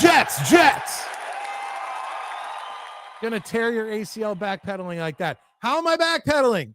I took complete responsibility for it. But it was you guys who kept me up longer. It was you guys who made me finish my drink. I'm telling you, you guys know when I work 10 or 12 hours overtime and I come in here I know you guys have your own little Discord chat and you're like, let's fuck with Mike. But it's the best kind of fucking with me because you guys are supporting the show. How can I complain about that?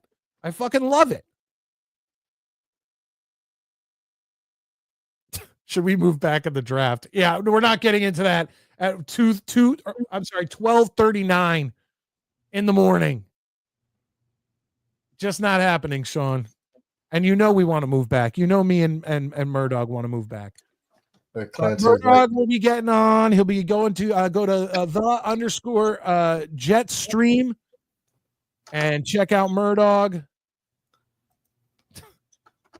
Guys, you don't have to super chat anymore. I gotta go. Matthew wrote mock draft time, baby. I would, but if somebody tells me that they're gonna call in and do it with me, then I would probably do it.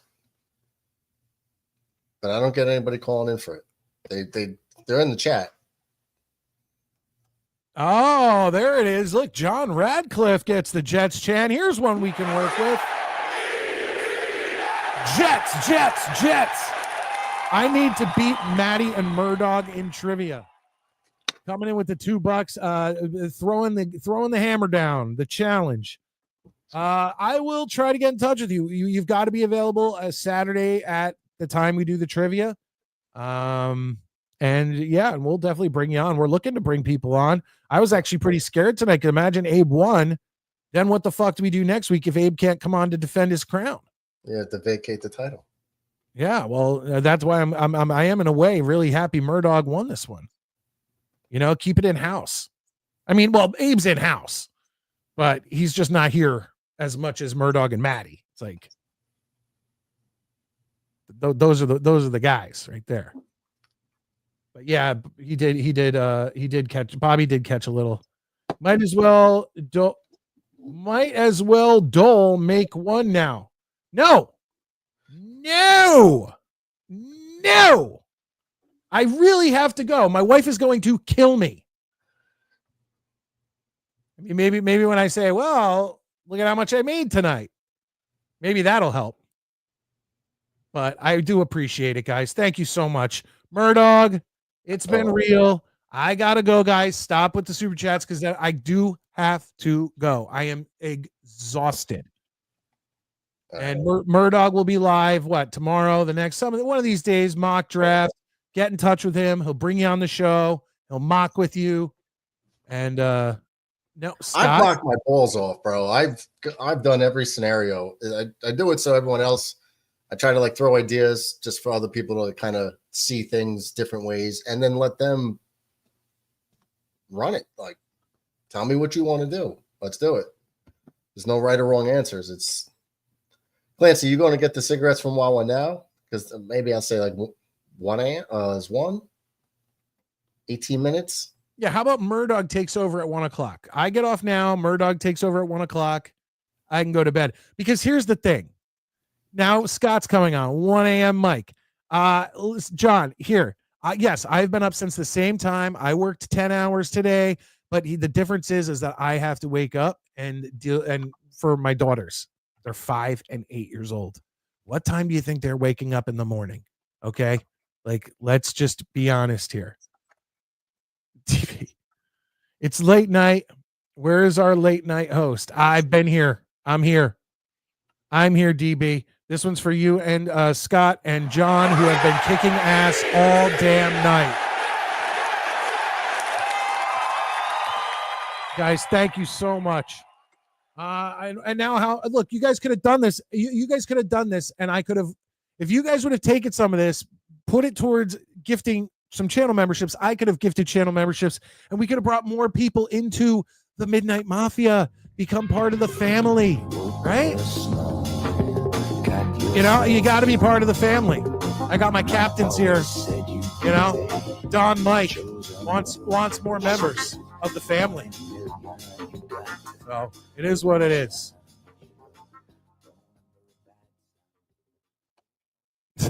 Maddie, I don't even know what to say anymore. I can't even talk right now. I am so overly tired. Fuck the Red Sox.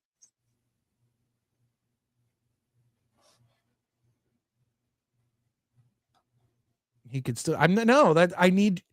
We need to get the memberships up. That's why I will gift matching the memberships. You know what? F all you. Miguel Padilla will take care of it on next Saturday. Where did he end up? Was he in here tonight? He was, right? Yeah. Yeah. Miguelito, yeah. Yeah, and he busted out. Bullshit. All right, Murdoch. I really do have to go. Yeah. Well, see you later. Have a good night. See you later. And, yeah, are you going on at 1 or are you not? I mean, I'm tired too, but I mean, if Clancy wants to call in and do a couple, we could do a short one for sure. All right. And then who was here? Who's in here? You said they were on the West Coast. Sean McAteer. Yeah, maybe he could come in. Yeah, he said he would call in and do one, but not tonight. He's a little buzzed. All right, Murdoch. It's good talking to you. Thank you for putting up with this. All right, we'll do it. We'll do it tomorrow. DB will probably be able to put together like a thumbnail. All right, we'll do it tomorrow. Everyone's refreshed. So, but drop a sub on the channel so you get notified. And DB already put the link for the Discord, so you get notified that way too. Awesome. All right, take care. Comb your hair. Have a good one, Murdoch. All right, folks. It is time. No, Mike doesn't hate you. Mike loves you. Mike loves you guys for the support you showed me tonight. Seriously. Like, seriously, guys. Like, I will say this before I head out.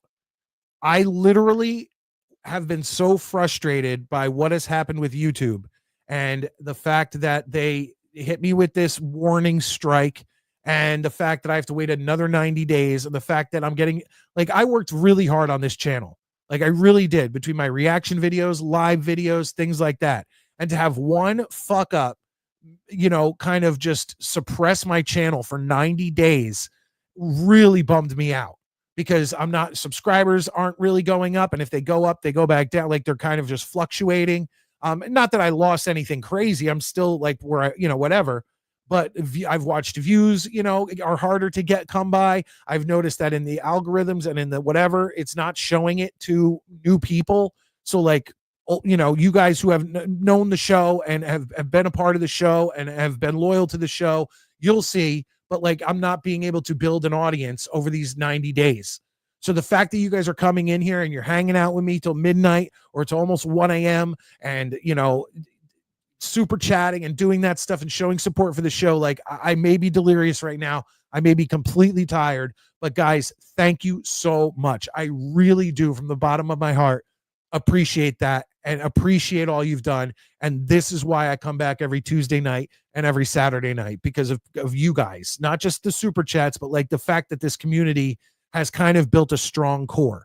And I know that even though I'm going to have to deal with this bullshit over the next 90 days, once next football season comes in and things kind of pop up again, we'll build it together. We will, with your comments, your likes, hitting the like button, all that stuff. I know I can count on you guys to do those things. Like, because like, even when I said, let's get over 50 thumbs up on the Ian show, you guys ended up not only getting 50 thumbs up live, but then going past that and into the 60s on thumbs up.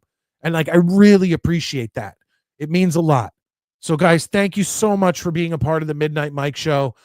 Tuesday night, we will be back 9:30 Eastern Standard Time, and we will be doing the all-time New York Jets wide receiver draft. This should be fun. We have plenty to choose from. It'll be very interesting to see where me and Maddie and Murdoch go with these picks. So please, Tuesday night, join us here. Same Midnight Mike time. Same Midnight Mike channel. I am your late night New York Jets host, Midnight Mike, and I can't wait to see you next time. Good night, everybody.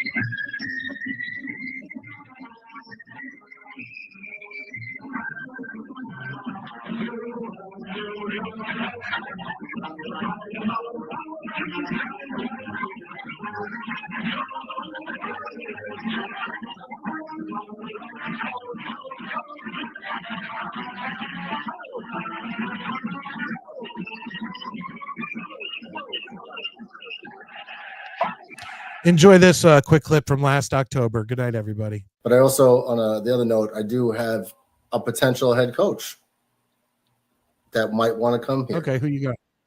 Who you got? A sought after coordinator named Aaron Glenn. That I would not be against. He's a former Jet, a beloved Jet, a guy who wants that head coaching job that got passed up. Bring him home. Bring him home. He's one of us. Now, I wanted an offensive guy. I want an offensive dude. Yeah, that's the only problem.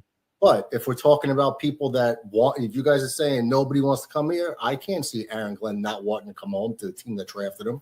Well, hey, Murdoch, remember, he's been here and seen the misery. So does he really want to? That's literally like you like, I have this completely insane, batshit crazy ex-girlfriend. That's like me now, 20 years later, wanting to go back to her, like for some reason. And it's like, why would Aaron Glenn, who lived through the Jets' misery, now want to come back and coach the Jets' misery? That's the only caveat I see. But I would love to have Aaron Glenn. If we're going with a defensive coach, then I'm okay bringing back Aaron Glenn, who is a Jet at heart.